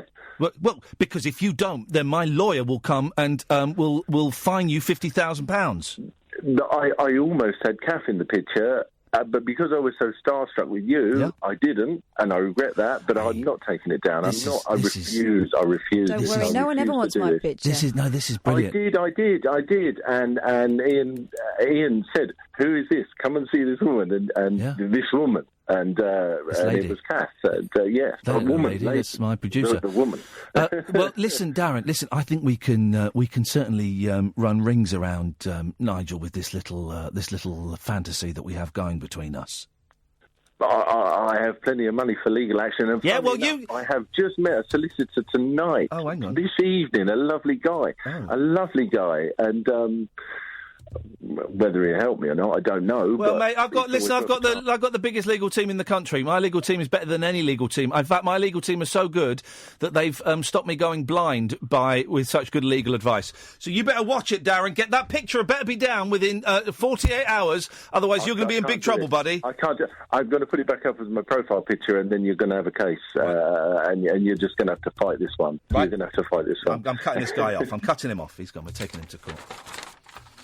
0344 499 1000 is the telephone number. This is Talk Radio. The radio show for people who know the best part of the day is the night. The Late Night Alternative with Iain Lee on Talk Radio. We'll get you talking. 0344 499 1000. Good evening, Ray. Good evening. Good evening, Iain. Good evening, Catherine. Yes. Couple of things. First of all, now that you've worked with him for a few days, what's your honest opinion of Piers? He's very polite to me and very charming with me.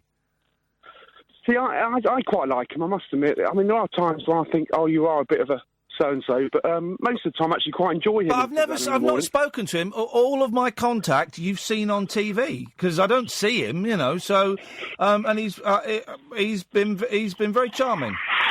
Blimey, where are you, Ray? Sorry, I'm just walking down the edge of a dual carriageway. Okay. So, and the second thing, you interviewed the other morning my childhood crush. Derek Griffiths? Not quite. Purdy. Oh, Joanna Lumley, yeah, that was unexpected. She was delightful, of course. And she looks great for her age.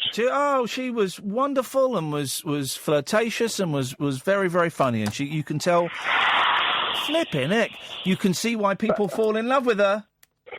Well, I've got to say, whoever came up with the idea of giving her the BAFTAs, I think it's genius, because I think she'll be brilliant. Yeah, of course she will. She's great. She's a pair of very safe hands, and it was a thrill to be stood next to her for 3 minutes on live television.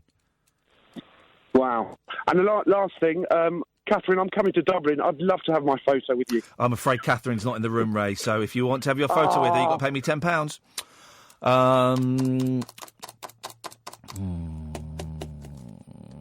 Hey, Simon. Hello. Hello, Simon. Couple of things. Right. I watched the strangest television programme last night. Yeah, go on. I've ever seen. And I'll have to share it with you. You've probably seen it, but I have to share it anyway. Black Mirror. Oh, yeah. Series 1, Episode 1. With the Prime Minister. Where he has sex with a pig, is it? Is that the one? Yeah. I've not seen it. I have. But it's meant to be strange, isn't it? I think so. I mean, episode 2 is even stranger, but not quite as shocking, as it were. But I couldn't believe what I was watching. Why couldn't you believe it? It's just bizarre. I mean, I'm sitting there thinking to myself, am I really watching a fictitious Prime Minister, who's obviously meant to be a real Prime Minister, who is having relations with a pig? But that's the whole point of Black Mirror, isn't it? But it's supposed to be... I've only ever seen a couple of them. It wasn't really my cup of tea, but I know people love it. But it's supposed to be outrageous and dark and twisted, isn't it? It's like a Tales of the Unexpected, but with actual unexpected things happening in it. Well, the review that I read of the series was that it was like a modern take on the Twilight Zone. I haven't got that far into it yet to make an assumption, but or make a decision. But I'm quite excited because if the episodes are as random as they are, then I think we could be in for something quite enjoyable. But you're quite late to that because what are they? They're on. It's on Netflix now. What are they on? Season 4, season 5, something like that. Yeah. Well, you see, the thing is, I have other interests with the television, like Game of Thrones. Oh yeah. Right out loud. Why haven't you watched it, Ian? Because I tell you why. Because it looks rubbish. I said that for years. I said that, and wow. I guarantee you, Simon. I bet you £100 that the end of the last season, the last episode, is going to be so disappointing. It'll be a dream or something, and you will feel cheated and betrayed. That's what's going to happen. I don't know. You've got the journey. The journey. No, I don't buy the journey. With TV programmes, it's not just the journey, it's also the destination. And the destination is always pony. Let me ask you one question. Yeah. Because I'm embroiled up in another one as well. Yep. Have you heard of a TV series called The Blacklist? The Blacklist? Yeah. No, it doesn't ring a bell. Right. It stars a guy called James Spader. Right. Now, do you know who he is? Yeah, he's a famous American actor. Yeah. But he's very charismatic and very animated. He's very watchable, you know? Yeah. Anyway, he plays this most wanted criminal in the world, let's say, who walks into the FBI's head office and hands himself in. They then arrest him and put him in a big glass case, like Hannibal Lecter style, and he then gives them an offer that they can't refuse. So in order for him to maintain his freedom, he offers to give them all of these blacklisters who are criminals that are so bad that the FBI don't even know about them. Wow, this actually sounds like quite a good show. It is amazing. It's amazing, and the twists and turns that takes, because now that's at series 5, right. I believe. Each series is like 22 episodes long. Yeah.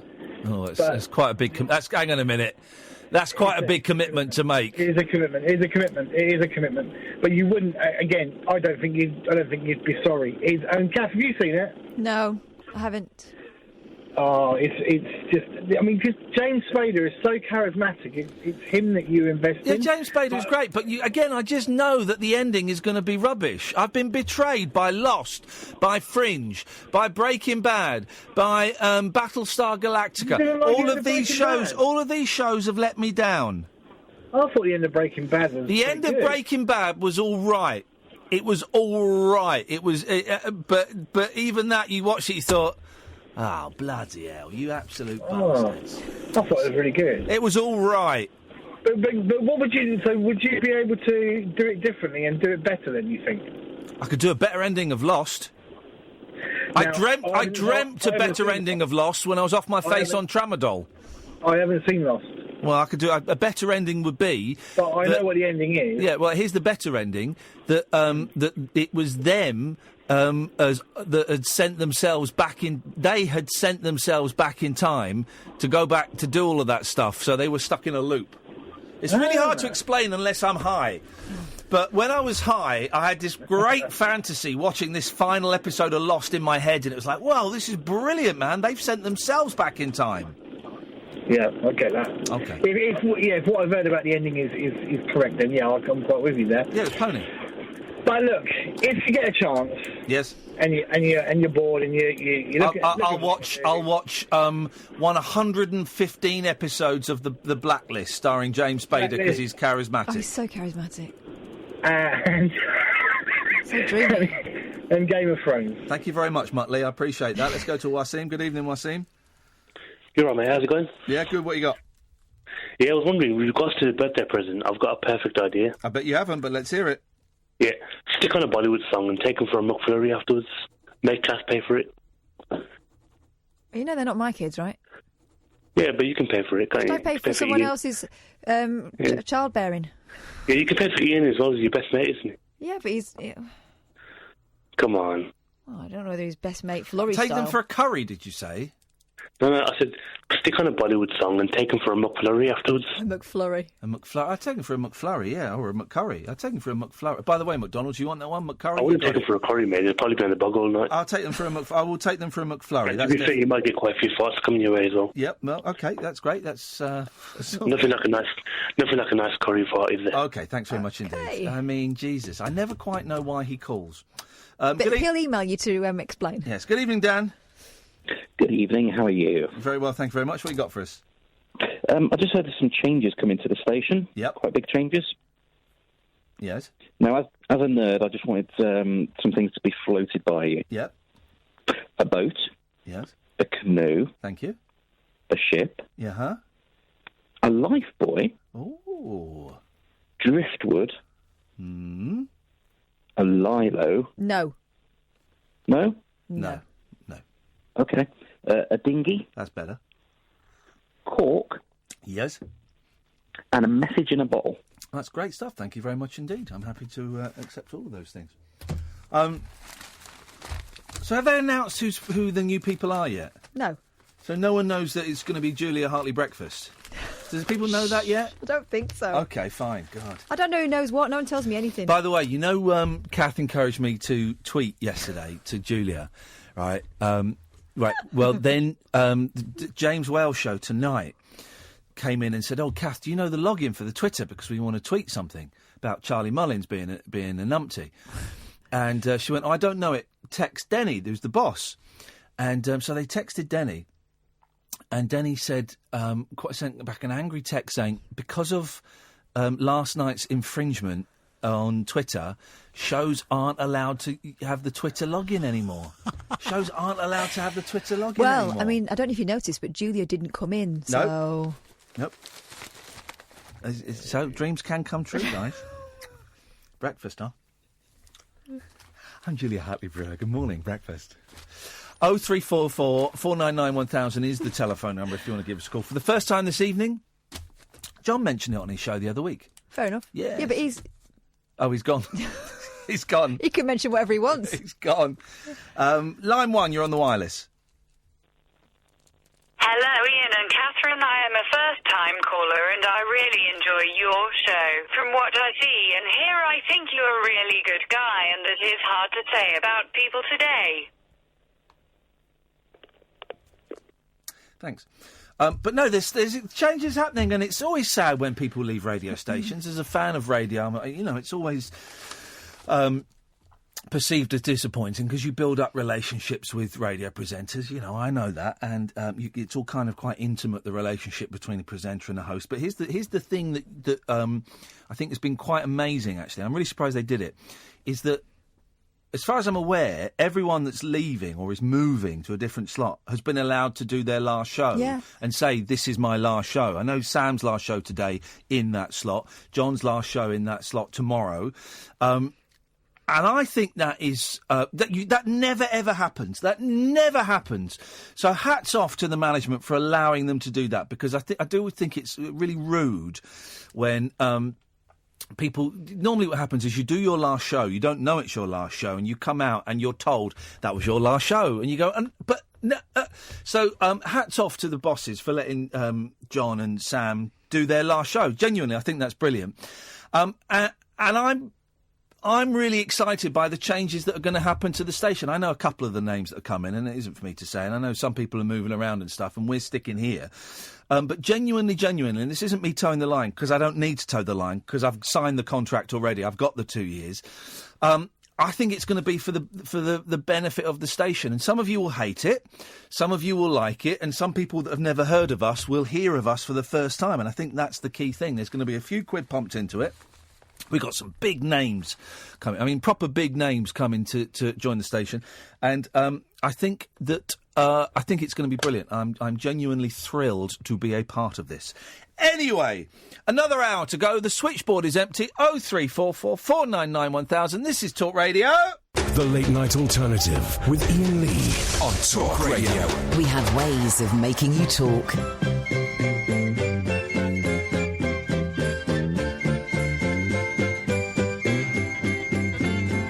Shirley would gulp down her breakfast, shut the fridge and join the throng. Margaret Beatty snatched the milk and scanned the news and went along.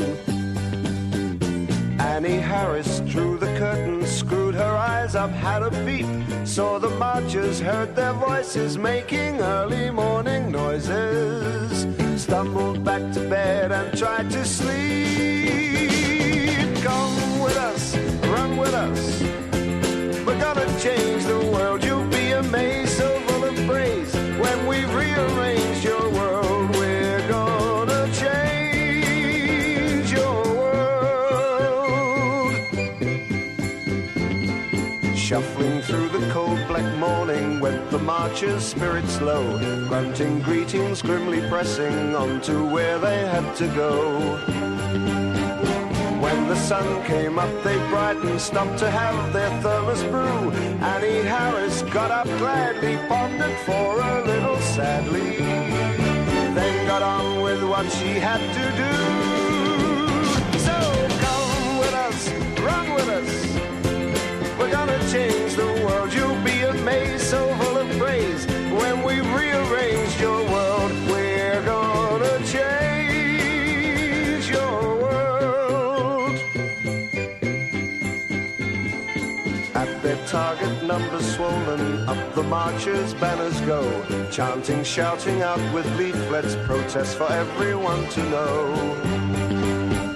Sit in front of all the traffic, harried, busy, shopping wives, try to stir their ostrich notions, whip them up to wild emotions, put some fire into their wretched lives. So come with us, run with us, we're gonna change the world. You'll be amazed, so full of praise. When we rearrange your world, we're gonna change your world.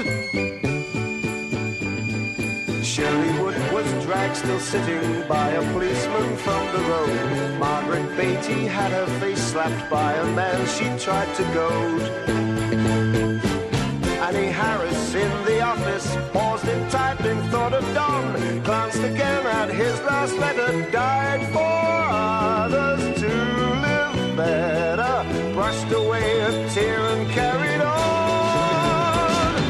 Come with us, run with us, we're gonna change the world. You'll be amazed, so full of praise. When we rearrange your world, we're gonna change. Come with us, run with us, we're gonna change the world. You'll be amazed, so full of praise. When we rearrange your world, we're gonna change. So come with us, run with us, we're gonna change. Someone's just asked on Twitter, is this a song?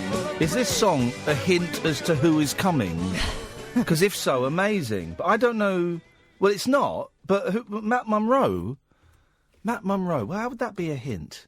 We're going to change your world? Okay, well, who is that? Is that...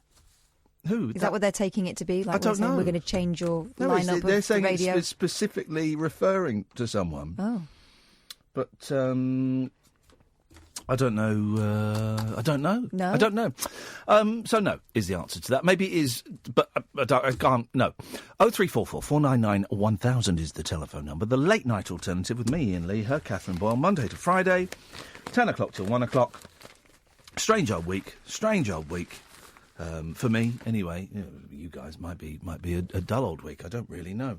It's a strange old week. I mean, we're kind of just sort of pottering through, and we'll see where we end up. As she settled down for a Saturday evening watching TV on the sofa, Helen Gundry. Aren't surnames weird? Gundry. Oh, you're talking to Boyle. Thought her husband Daniel was away working in the Middle East. So the 51-year-old was stunned when she tuned into a live television show to see him on screen and on the arm of his other wife.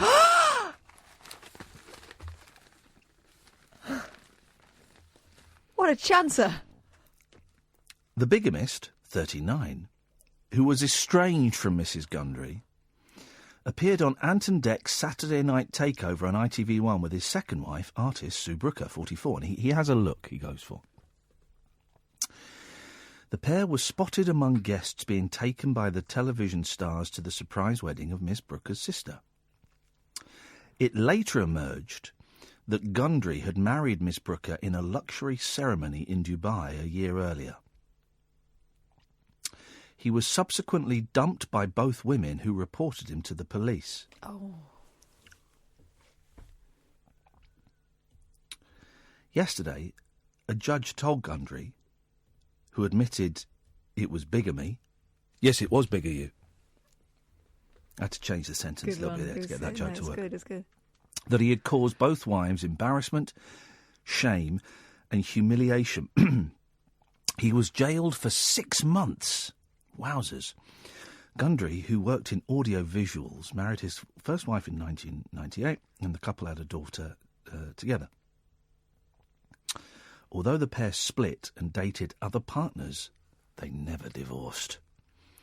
Warrington Magistrates Court was told that Gundry had lied to Mrs. Gundry when she confronted him about pictures of his Seychelles wedding to Miss Brooker on social media in 2014. So she'd seen the wedding pictures? Gundry told her... Also, hang on, he's added her on Facebook. Gundry told her the ceremony was not official and was simply a blessing, the court heard. But he later forged documents in order to get married to Miss Brooker for real in Dubai a year later. Gosh. Retail manager Mrs. Gundry from Warrington, Cheshire, said her husband later claimed he had split from Miss Brooker, who has a son from a previous relationship, and even suggested they get back together. So she was stunned when she and Daisy saw the couple on the Ant and Dec programme in March 2016. God. This is, I mean, guys, if you're going to be involved in bigamy, don't do it on one of the biggest television shows in the country. And don't add your other wife on Facebook. No. What do you think to that line, One? Just thinking about something else. Sorry? You know, when you were in Iceland coming out of here. Yes. Did they let you choose any food you wanted to eat on your last meal? Yes, they did. For the last dinner... Jamie, Toff and myself were allowed to choose anything we wanted. But what if they couldn't get it? Well, they did really, really well. If they couldn't get it, they would call you back in and you would have to come up with something else. But they did really... I think they got all of it. You should have made something what they couldn't get. But I wanted to have a nice dinner, so I made up something that I wanted to get. Why did you choose a Christmas dinner? Because I felt really un-Christmassy, and it was only quite late on that I realised it was Christmas, because we did a thing and there was a Christmas decoration, and I wanted to try and feel a bit Christmassy, so I asked for a Christmas dinner. Thank you. You're welcome. Thanks for calling. Bye-bye. It's a good question. What if they couldn't get when we were ordering the food, I think there was someone in a because the nearest supermarket was quite some distance away, so there was someone in a supermarket relaying it, and you know what I wish I'd done? And I really crossed my mind. I really wish I'd had rice and beans for all of the 4 courses. That would have been funny, wouldn't it? Yeah, but That you would were have been starving by then. No, I wasn't. I felt sick at that point because really? I'd eaten that pig's fanny. It was the camel brains that made me...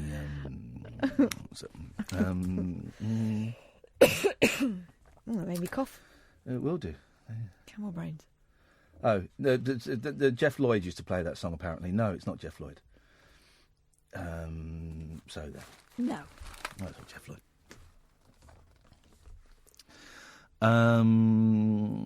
Okay, where was okay.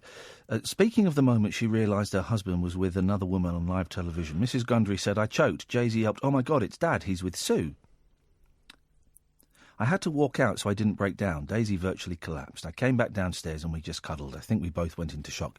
Well, this has stopped being a fun story. Yeah, gosh.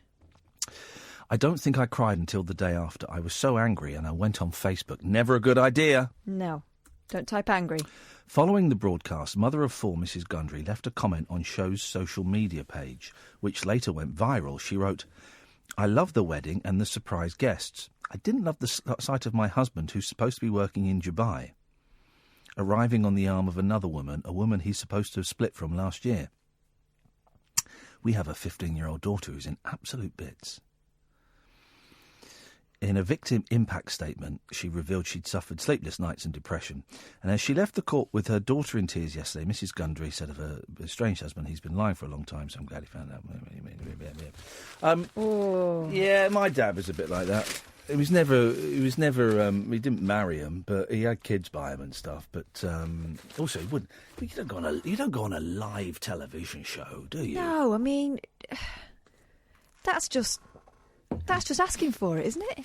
That is just asking for it. Did he want them to know? I mean, was that his way of letting them know? Because there are nicer ways. It's a strange old world, isn't it? It's a strange old world.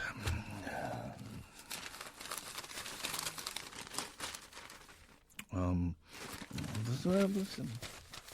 344 499 1000. I've got a feeling we're just going to kind of gently wind down for the rest of the show. Let's see what happens. This is Talk Radio. The Late Night Alternative with Iain Lee on Talk Radio. We'll get you talking. 03444 499 1000 is the telephone number. If you want to give us a call, you'd be very welcome to. Straights only rule for lovers on Love Island. No homosexualis. Love Island will not have gay, lesbian or trans people on this year's show. Bosses have ruled out introducing them as they do not think it would work. Viewers had wondered if this year's updated casting call would mean the first gay couples spicing things up. Did we actually watch any of Love Island? No, we didn't. But the thing is, it has to be all of them or none at all, because the whole point is if you don't pair off, then you have to get sent home. So if there's only 2 gay blokes and they don't fancy each other, they're both out, aren't they? Okay, well, let's get some bisexuals on there. So if everyone's bisexual... No, it doesn't even need to be everyone. Yes, it does. No, it doesn't. You could have one. And it would still work mathematically. Okay. Yeah, you have one. Job done, we should write to them. But instead of last year's advert for a host of hot hunks and gorgeous girls, this year they just asked for vibrant singles. Show chiefs have also been careful not to explicitly ban gay people from the terms and conditions. Well, you can't, can you? No. However, the Daily Star understands there will be no gay, lesbian or trans contestants making the trip to Mallorca. Producers don't think they can include just a few because the show is about couples copping off with lots of different partners. They fear it wouldn't work if a minority of... Hello? Who's that? Oh. Siri. Siri? What? Hey, Siri, what? Hey, Siri, who activated you? Hey, Siri? Who activated you? Stupid. What did I say? All right, let's try again, see if we can get Siri to... What did I say then? Hey, Siri, bugger off. Goodbye would be more polite. Right. What did I say that activated it? Let's read it again. However, the Daily Star understands there will be no gay, lesbian or trans contestants making the trip to Mallorca. Producers don't think they can include just a few because the show is about couples copping off with lots of different partners. No, there's nothing there. No, nothing that sounds remotely like it. They fear it wouldn't work if a minority of... Alexa, play LBC. Annoyed. I got a tweet from someone saying, by the way, I had to stop Alexa phoning my mum, phoning an ambulance. Yeah. Alexa, call mum. A spokesman said executive producer Richard Cowles' comments about gay contestants from last year remained the same. He had said, the format doesn't really allow it. If you're familiar with the programme, it's about coupling and recoupling. Coupling and recoupling. It's about shagging and shagging. And re-shagging. Some viewers have called for a same-sex version or LGBT island. But a show insider revealed that there were no plans for it. He added, they don't think gay contestants will work. Gay contestants are lazy? Evening, Gavin. Hello. Hello, Gavin. What you got? Right, a quick one. Have you ever heard the song Empire by Kaseef? No, I haven't. Right, well, the beginning, there's little kind of voice bits. Yes. I think it's Andre. Sorry? No, I think it's Andre. What makes you say that? Well, play it and you hear it and you'll find out. Oh, flip it. All right, hang on a minute. What's the song called? Empire. Okay, let's have a little listen. Kasabian Empire. Okie dokie, let's have a... Here we go. Sorry? There's a voice part that starts at the beginning of it before the song starts. That's it. That's where it starts. Yeah, my version's obviously different to yours. All right, let's try this one. Hang on, we've got a different version. No. Okay, right. Let's try this one. Hang on.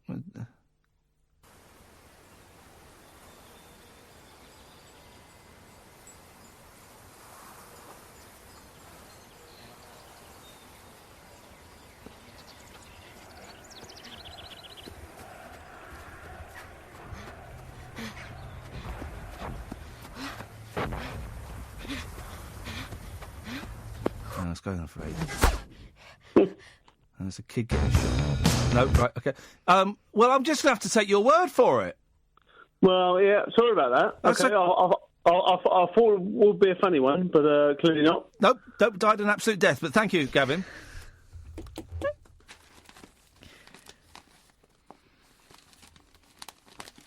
Love Island is huge. The first day, January the 1st, they open the phone lines to take contestants. 60,000 people phoned up in the first 12 hours. 60,000 people with morals slack enough that they wanted to be filmed romping. They wanted to be filmed coupling and recoupling on an island. Isn't that incredible? And it's funny because Big Brother have always wanted to have shagging on the thing, and they've never had explicit sex. They've had they've had the sound of it. They've had the sound of it. They've had it under the covers, and they've had one off the wrist. But they have never. They've never had the full-on penetrazione. But I believe in Love Island that they've had that. Oh, really? I think so, haven't they? I don't know. I've never seen that. I've seen Geordie Shore, and you see you see the lot there. But they're very uppy downy. I don't really. I met the guy that like the producer of Love Island, because he also produced I'm a Celebrity, and I met him, and when I shook his hand, I had to go and get a wet wipe immediately because it just felt wrong. It just felt wrong. I mean, God. How did you get famous, Mummy? Well, basically, I blew some guy off on an island. And re-blew him. And it was great. It was a way into show business in those days. 0344 499 1000 is the telephone number if you want to give us a call. We're kind of sputtering along towards the end of a show here. It's kind of one of those. My brain's not fully functioning, and that's fine. Good evening, Sarah. Hello, Ian. How are you? Good, thank you very much. What you got for us? Well, I was just wondering, would you ever consider having a sort of like an agony hour slot on your show? No. Oh, why not? Well, I don't like doing hours necessarily, unless people are paying us to do hours, in which case I don't mind doing hours. But no, but I'm always happy to help people with their personal problems. Oh, can you help me with my teenage daughter? Of course I can. Tell us what's going on with your teen. I speak Duolingo, so tell us what's going on and we'll sort it out. Oh, I hope she's not listening. I don't know knows who I am. Don't worry, she's not. So I'll tell you, right, my husband and I are sort of like going through a divorce, and I've got 4 kids. Uh-oh. So, yes, indeed. Tell me about it. Yes. I've got a 22-year-old son. Yes. I've got a 19-year-old daughter, and then 2 teenagers aged 15 and 13. So I've got 4 of the little darlings. Anyway, it's my 20-year-old one. She used to be, many years ago, she used to be a lovely girl where she would be a real home girl. She would sit at home and, spend time in the lounge with us. And, she was a real home bird up until my husband and I went through a separation, and she started her first job, and then she sort of got herself a car, and now she goes out and she goes off wherever she wants to, and rather naughtily, I have a little look in her room. Uh-oh, she's 20. You can't look in a 20-year-old's room. I know, but wait, just whoa. Wait. I've given her all the freedom. She says, I'm going off to my friend X's house, female, I don't know, call her Claire's house. Let's call her Claire, yes. But like a mother's sixth sense that she's not going to Claire's house, she's going off somewhere else. She's going to Tony's house.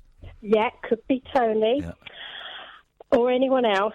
And anyway, so in her room, my younger daughters have found some stuff, and they pointed it out to me maybe about, 6 months ago. Yes. Fine.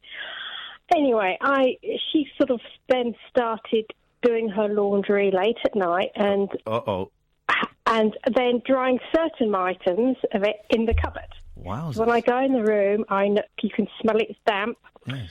So anyway, I happen to look, and she's got this suitcase. Oh. And it's got lots of sort of rather what? I'm 50, right? So I'm probably a bit of a prude. She's got a naughty suitcase. Yes, it's sort of like, it's got sort of a lot of skimpy underwear, thongs. It's got, I think she had, goodness knows what she's got in there. But one I pulled out and I had a look in there, and this time I found tape in there, sort of like bondage tape. And I thought, something's gone wrong here. Now, what would you do if she was your daughter? Well, gosh, that's an excellent question. Well, the thing is, she's 20. Yes. So she's a grown woman. Yes. And there's nothing. Okay, all right. There's nothing inherently wrong with consensual bondage. But I just think it was the tape, and I'm thinking, who is she with? Yes, of course, you're worried about her. Yeah. It's kind of like there's no what's the word? If you have like a boyfriend or a girlfriend, you kind of like you go out regularly with them, don't you? You sort of. But there's no there doesn't seem to be a regular pattern of when she goes out. She'll see her girlfriends, but then she'll suddenly disappear for a couple of nights and suddenly wash all this rather skimpy underwear. Yeah. So my brain starts working overtime. Go on. Then I see this bondage tape. Well, who is she with? Right. It's like a prostitute's bag. Right. Okay. Right. Let's cut to the chase. Are you worried that she is a prostitute? No, I'm not worried she's a prostitute. Good. I'm worried I don't know who she's with, No. though. You know what I mean? Yeah, of course I do. Why? All right. Let's tread around this as delicately as we can. Okay. So why should you know who she's with? Because I just worry that she's perhaps with. Yeah. She could be with I don't know. She could be dating or seeing different people. It could be someone who's much older than her. Yeah. You know, she never mentions that she's with a boy. And, you know, you just don't trust where she's going. I mean, I once had a look at her car one weekend.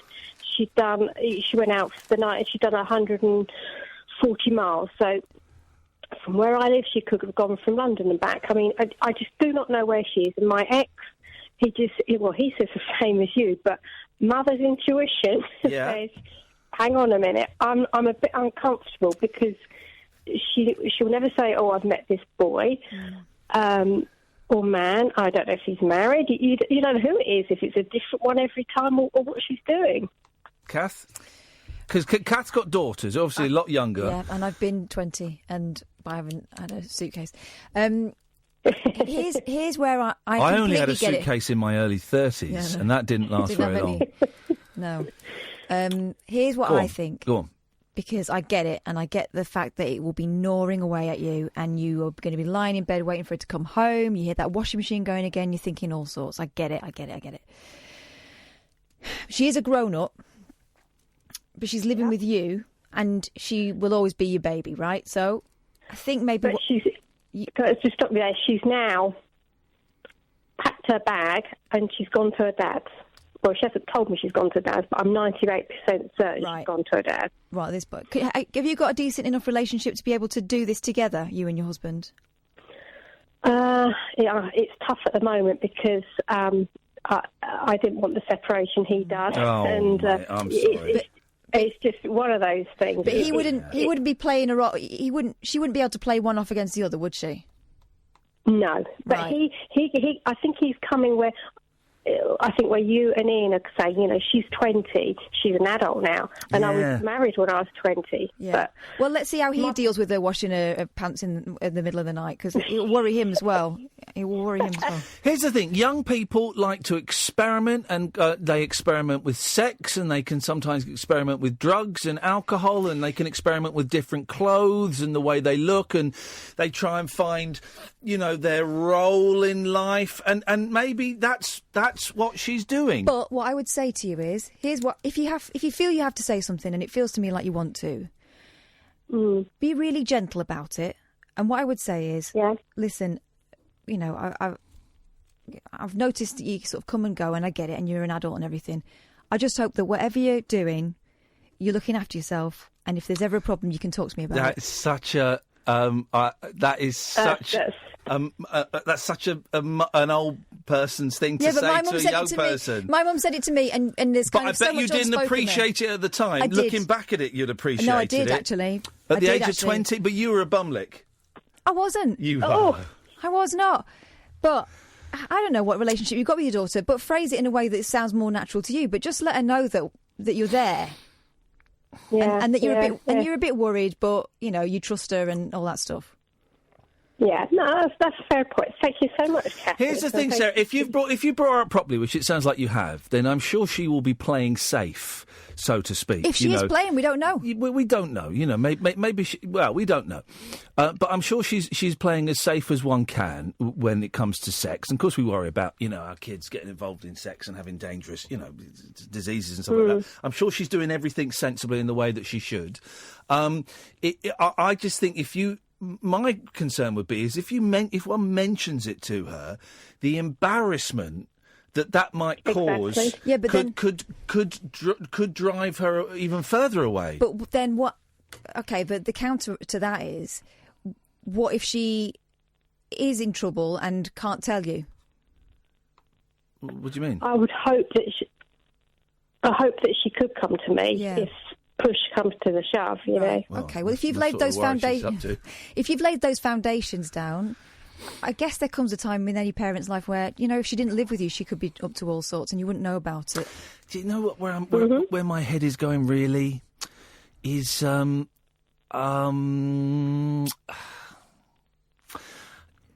is a grown adult, okay, and if she's living in your house, then of course there are certain rules that have to be fulfilled. But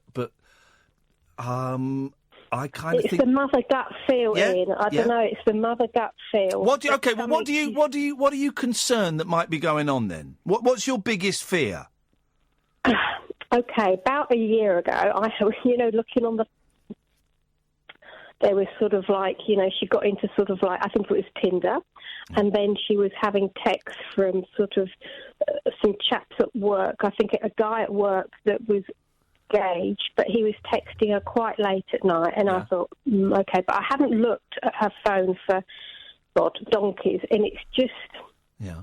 She was a real, she was the sweetest, loveliest girl that you can believe, very innocent, and then she's changed. You know what I mean? She's found, I don't know, I guess freedom or whatever. If she's found boys, but she won't mention it to us because she's such a shy girl. But what are you afraid of? What are you in your biggest nightmare? What is your fear that's going on? Okay, I suppose I saw the tape and I'm thinking, what the hell is she doing with that tape? Is it, it's obviously bondage. Okay, it could be across the arms, legs. Is it going across the mouth? Who is she with? Is she with someone older? Is it a one-off thing? Is it a regular thing? Who is she with? Is it, because she doesn't seem to be going out sort of like every Saturday night or every Friday night. Or, it's very hit and miss. I think. I don't know. Go on. Sorry. No, I just think that it's. I was going to get in because I just think that that's one of the burdens of being a parent is constantly worrying, and there's obviously stuff going on with you, Sarah. And divorce is, I can, as I know, is horrendous, especially if it's the other person has kind of instigated it, and you're. I would imagine that you are feeling particularly protective of your children and protective of a daughter because you don't want the same things to happen to her that have happened to you. And I also think she's 20 years old, and 20 is actually quite old. And if you've done a good job of bringing her up, which I'm sure you have, then her head will be screwed on. And she will be sensible and she will be having fun, but she will not be putting herself in any risk. And I think you've kind of just got to let her get on with it. I think. I mean, I don't know. I think what you and Catherine are saying, you make sense. Yes, absolutely. Yeah, I don't know. You made me feel clumsy about what I said now, but I think she just needs to know you're there, even if it's not talking specifically about that. Just say, we haven't had a chat for a long while. Let's go for a coffee or something without the other kids, or something like that, where you just reconnect. And it doesn't need to be anything to do with anything else, but just so she feels a bit closer to you, just in case. And can I just say something on a practical level? How do I phrase this? Right. Bondage tape is better than handcuffs. Basically, do you know what I mean? Do you know what I mean? She's got those as well. Oh, bugger! In that case, then, well, okay. I was just saying because if it was just that stuff is you can break out of that. Just to say, I'm just saying that's the. I don't think we've been any help to you, Sarah, whatsoever. But I appreciate you sharing that with us. Okay. Let us know. Let us know how it goes and stuff. I like what Catherine said. That was, try and sort of reconnect with her and sort of let her know that I'm here. Yeah, that's part of it, isn't it? Because I feel like, that invisible elastic gets stretched and stretched, from when they're really little. And I can imagine once they're 20 and they've got a car, it's the worries even more. Hell breaks loose, yeah. You sound like a good mum, though, so just have a chat with her. Yeah. She's lucky to have you. Yes, thank you. That's really sweet. Thank you, too. Bye. Thank you, Sarah. We'll speak again soon. Take care. Right, take care. Bye-bye. Ta-ta. That was an interesting one, wasn't it? That was an interesting one. Thank you for that, Sarah. Let's go to Sandy. Good evening, Sandy. Hey, Ian, Kath, how's it going? Hey, Sandy. I like the way Ian Kath has become one word now. Ian Kath. Yeah, it's going all right, Sandy. We're alive. That's the main thing. Well, I'll start tonight's phone call off with my all-time favourite opening. Yes? How much does a polar bear weigh? I don't know. How much does a polar bear weigh? Don't know either, but I thought it would break the ice. Hey! Look at that, Sandy. Sandy did a funny. Well, Sandy did a funny. We'll run it through the computer and we'll let you know just how funny she did. Thank you, Sandy. No probs at all. Now for the difficult second joke. Every now and again something random pops up, but as usual, I've been listening to the show. A couple of South African things on it. Yes. So disappointed you did not get the 11 languages, but I'll let that go. I got it eventually. Zimbabwe. But I'll let that go because it is quite hard to understand 11 languages. Yeah, I'll confirm Nelson Mandela is real. I've met him. Okay, well, we only have your word on that. I know, and you're going to have to take it. Okay, fine. And then the other bits and pieces this evening have been about movies and TV. Yes. First of all, Cass, I don't watch it for dragons and boobs, Game of Thrones. I watch it for dragons and Kit Harington. Okay. End of. But I do find series, I also got a bit disappointed by Lost because you invest so much and you wait so long for the next installment to come, and when it finally does, it's like, oh my God, I've spent the last 5 years of my life waiting for this. Yeah, Lost completely did us over. It completely did us over. I can't even talk about Lost because I'm still a bit enraged. Yeah, me too. I'm furious about it. They wasted so much of my time. Yes, and you were really quite invested in Lost. If I'm not mistaken, you went to Hawaii. I went to Hawaii twice. I went to the set. I hung out with everyone. I defended it even when everyone else was knocking it. And then the last series was a bit ropey, and the last 20 minutes were awful. The absolute worst.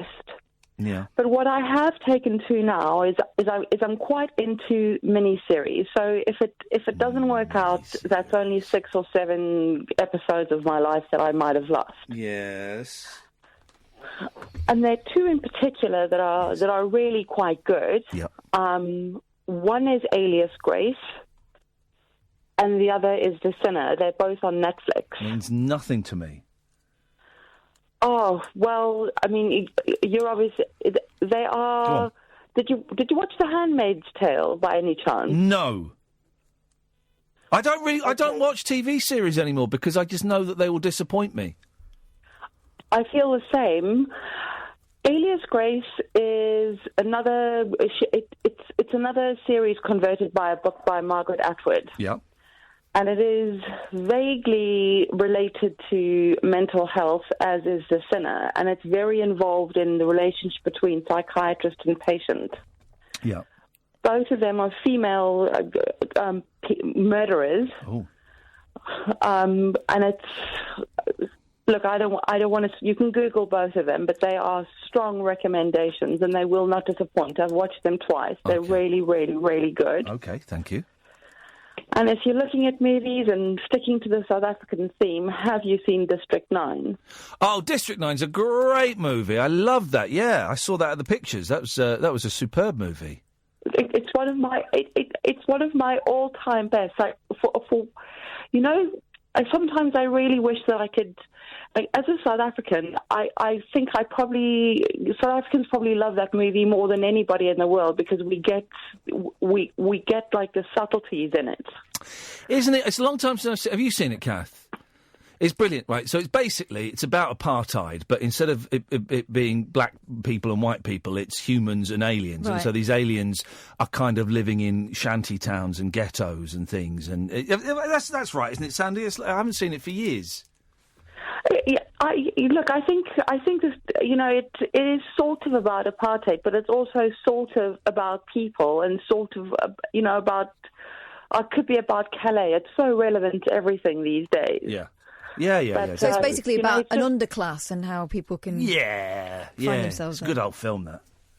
Oh, I really, really love that. And the follow-on movie to that was also quite good. I don't know if you saw it. It was called Chappie. No, there was a follow-on movie to it. Oh, it wasn't a District 9 sequel, but it was by the same director. Oh, no, I didn't And it also starred Sholto Copley, who was the detective in District 9. Yeah, great actor, of course. No, I was unaware of this. Honestly, well, you're quite into music. Yes. I don't know if you've ever heard of the Antwoord or the Antwoord, as you might say. No, I have not. Okay, well, they're kind of like a garage South African rappy band. Garage, they are very far out. Yes. They describe their music as deaf, and I cannot describe it to you because I've never heard anything else like it. Mm. What's that got to do with the film? I'm confused. They do the music for the film, do they? They're in it. Right. It's just, they star in it, and basically it's about robots being used instead of police. Oh. So it's all about artificial intelligence replacing life and the hazards that can go wrong. Yes. But it is an absolutely, it's an outstanding movie. Okay. And I would highly recommend that. Well, I might check that out this weekend when I've finished checking out 3 Billboards, because that's the movie I really want to see. That is a movie I really, really want to see. I'm going to see it. I'm going to do it. I want to see it, and I want to devour it. I love everything with Woody Harrelson. Seriously, he's got to be one of the best actors. I'd like to see Woody Harrelson, Nick Nolte, and John Goodman in the same movie. That would be great. Harrelson and Nolte. That's too much crazy. Yeah, isn't that it? would be great. I love those 3 guys. Yes. In fact, what that's making me think of is Tropic Thunder. Wouldn't Woody Harrelson have had a great part to play in that movie? Have you seen it? I was disappointed by Tropic Thunder. Hey, listen, Sandy, I'll go because I've missed 2 ad breaks and I'm late. Thank you very much for that. 0344 499 1000. This is Talk Radio. The Late Night Alternative with Iain Lee. On air and off the leash. On Talk Radio. 0344 499 1000. Let's go to Jane. Good evening, Jane. Hello, Ian. Good evening. Good evening, Jane. What have you got for us? Well, my call is just to say thank you. I'd just like to say thank you very much for introducing me to your show and to Catherine. Oh. And also to say thank you for GMB. You've been brilliant. Hey, thank you. I've had a great time doing that. It's my last one tomorrow, and I've had a thrill, and it's been silly and wonderful, and I've really enjoyed it. So thank you, Jane. That's very kind. Well, we don't thank each other enough, and I just wanted you to know I'm 58 soon. Oh. So the Jungle has introduced me to your radio programme, and I've laughed like I don't know what. Oh, wicked. So I just want to say thank you. And a quick piece of advice for the lady that called earlier. Yes? I would write her daughter a short letter. Oh. Because that way she doesn't have to have eye contact with her daughter. Yep.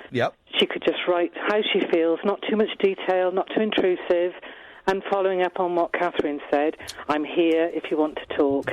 And that way she can always look back on it and say, my mum cares and she loves me. Yeah, I wouldn't mention the suitcase. No. or checking the mileage, you know. No. I mean, that felt a little... To me, checking the mileage felt a little bit... I felt a bit... Yeah, I know, and we all think that. Yep. But if it was my daughter, I can't say I wouldn't, because I can't imagine how frightening that must be. Exactly. But I work with vulnerable adults, and I just know sometimes a way of bridging that sort of gap is just to jot a nice, simple letter down together. But hey, I just wanted to say good night before you finish, and thank you very much. It's been brilliant. Nice one, Jane. Well, thanks for your call. I appreciate it. No, you're welcome. Thank you very much. Cheers. Bye-bye. Bye-bye. What nice people. Do you remember when we used to get arseholes phoning us up? And since I ate that Pigs for China, we've been getting nice people phoning us up. So thank you, Pig, making the ultimate sacrifice. Thank you, Pig, for... very hairy. You did mention that. Yeah, very hairy. Thank you, Jane. That's nice, isn't it? Well, that's right about the letter, though, isn't it? Sorry? Just say, a letter. I've never had one of those from my parents, a worried letter, but I know people who have, and it's always... Yeah, no, she's right. We've got a lot of wise people. Although everyone on Twitter is going, stop looking through her things. Which I kind of get. She's 20. But 16, 17, that's a different thing. My parents, I think, would have had questions about me disappearing off in the middle of the night and, like, washing stuff in the middle of the night. I mean, that's... Well, I would say, why are you washing stuff in the middle of the night? Well, just feel like it. I don't believe you. But then you're going to have a row. Yeah, what is going on? Just tell me what it is. What is it? Because next time you do it, I'm coming down, I'm going to have a little look. That's my dad. That's exactly what my dad would have done. So just tell me now. But you know what? That's what led to... I mean, my dad's great and everything, but when he's worried, everyone knows about it. And he comes down hard like that. Yeah. And it just means that, well, I would be the one that would get that, and my sister watching it would just go, right, I've got to cover my tracks better. Okay, well... I think there was a lot more going on in that situation anyway, with the divorce that she didn't want and stuff. And I think that the mum is feeling a little bit battered and wants someone to look out for her. Yeah. And she's but not getting that. That idea of just reconnecting generally is always a good one, right? Yeah, of course it's always a good one. Kaseef? Hey, hello, Iain. Hello, Kaseef. I thought I'll call again because you're talking about TV series and shows. And I just thought I recommend Game of Thrones. I mean, I'm not going. It will let me down. I'm not going to watch it. It will let me down. It will let you down. I promise you, it will let you down. Mate, it hasn't finished. Hang on, Kaseef. It hasn't finished. It will let you down. It hasn't finished, but it's just so brilliant. It will let you down. Watch the first season. Shut your face! I'm not watching it because it's going to let you down. It won't, Iain. It will let you... You haven't got a clue what you're talking about. Watch the first season and you'll be hooked onto it. I'm not going to watch it. It's going to let me down, you muppet. How do you know it'll let you down? Because TV lets us down all the time. I've watched more TV shows than you have, Sunshine, and the endings have always been bollocks. Watch the first season and... No, I'm not going to! Yeah. And you're saying watch it because you'll get hooked. I don't want to get hooked. The end will be rubbish. Iain, watch the first season. No! Why? You'll say it's time well invested. Well, no, I won't, because I'll get hooked, yeah? Yeah. Right, so then I'll watch... Well, how many seasons are there? 6, 7? 7 so far, yeah. How many episodes in a season? Well, it was 10 up until season 6, and then season 7 had, I think, there were 8 episodes, right. I think, season Basically, 7 I'm going to spend about 65 hours watching a TV show, and at the end of it, it's going to disappoint me and it's going to piss me off. Is that what you want, Kaseef? It won't piss you off. It's absolutely You've not seen the ending! You don't know! You watch the first season and it won't disappoint you. I don't want to watch it because I'll get sucked in and then I'll get to the end and it'll be disappointing and I'll have wasted 65 hours of my life. Just watch the first season and don't watch it anymore then. Kaseef, stop talking. I'm cutting him off. Oh, he got me really angry there. I don't know if you noticed. Going to give it a little go? Got properly angry there. This was... Oh, what's it all about? Help me.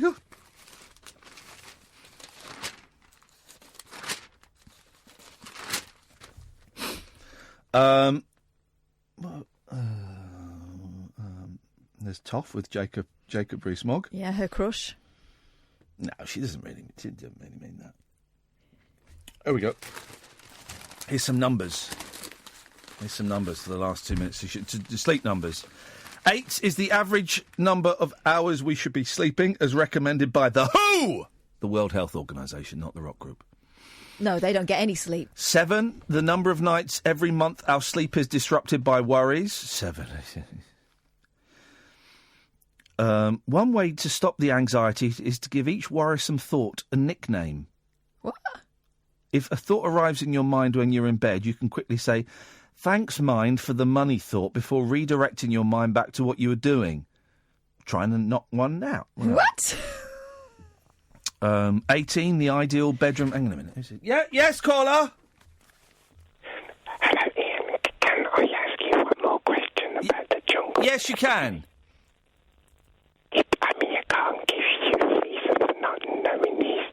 Did Amir Khan do what? Kiss you? Kiss me? No, Amir Khan did not kiss me at any point. 90, the ideal number of minutes before bed to have a bath. 20, if you're not asleep after lying in bed for this many minutes, then get up and find a quiet activity to do, such as listening to music or reading. Tossing and turning leads you, just whack them straight through, to associate your bed with being awake and frustrated. Yes, caller? Hi. You got 10 seconds. OK, then. That Kaseef sounds like Amir Khan. And the other thing, you said about that pig's vagina was hairy. Yes. Well, like the all. Thanks very much indeed. And finally, line 2, you're the last call of the night, thank God. Thank you. There we go. On that bombshell, we'll be back tonight at 10. I'll be on GMTV tomorrow. Ta-ta!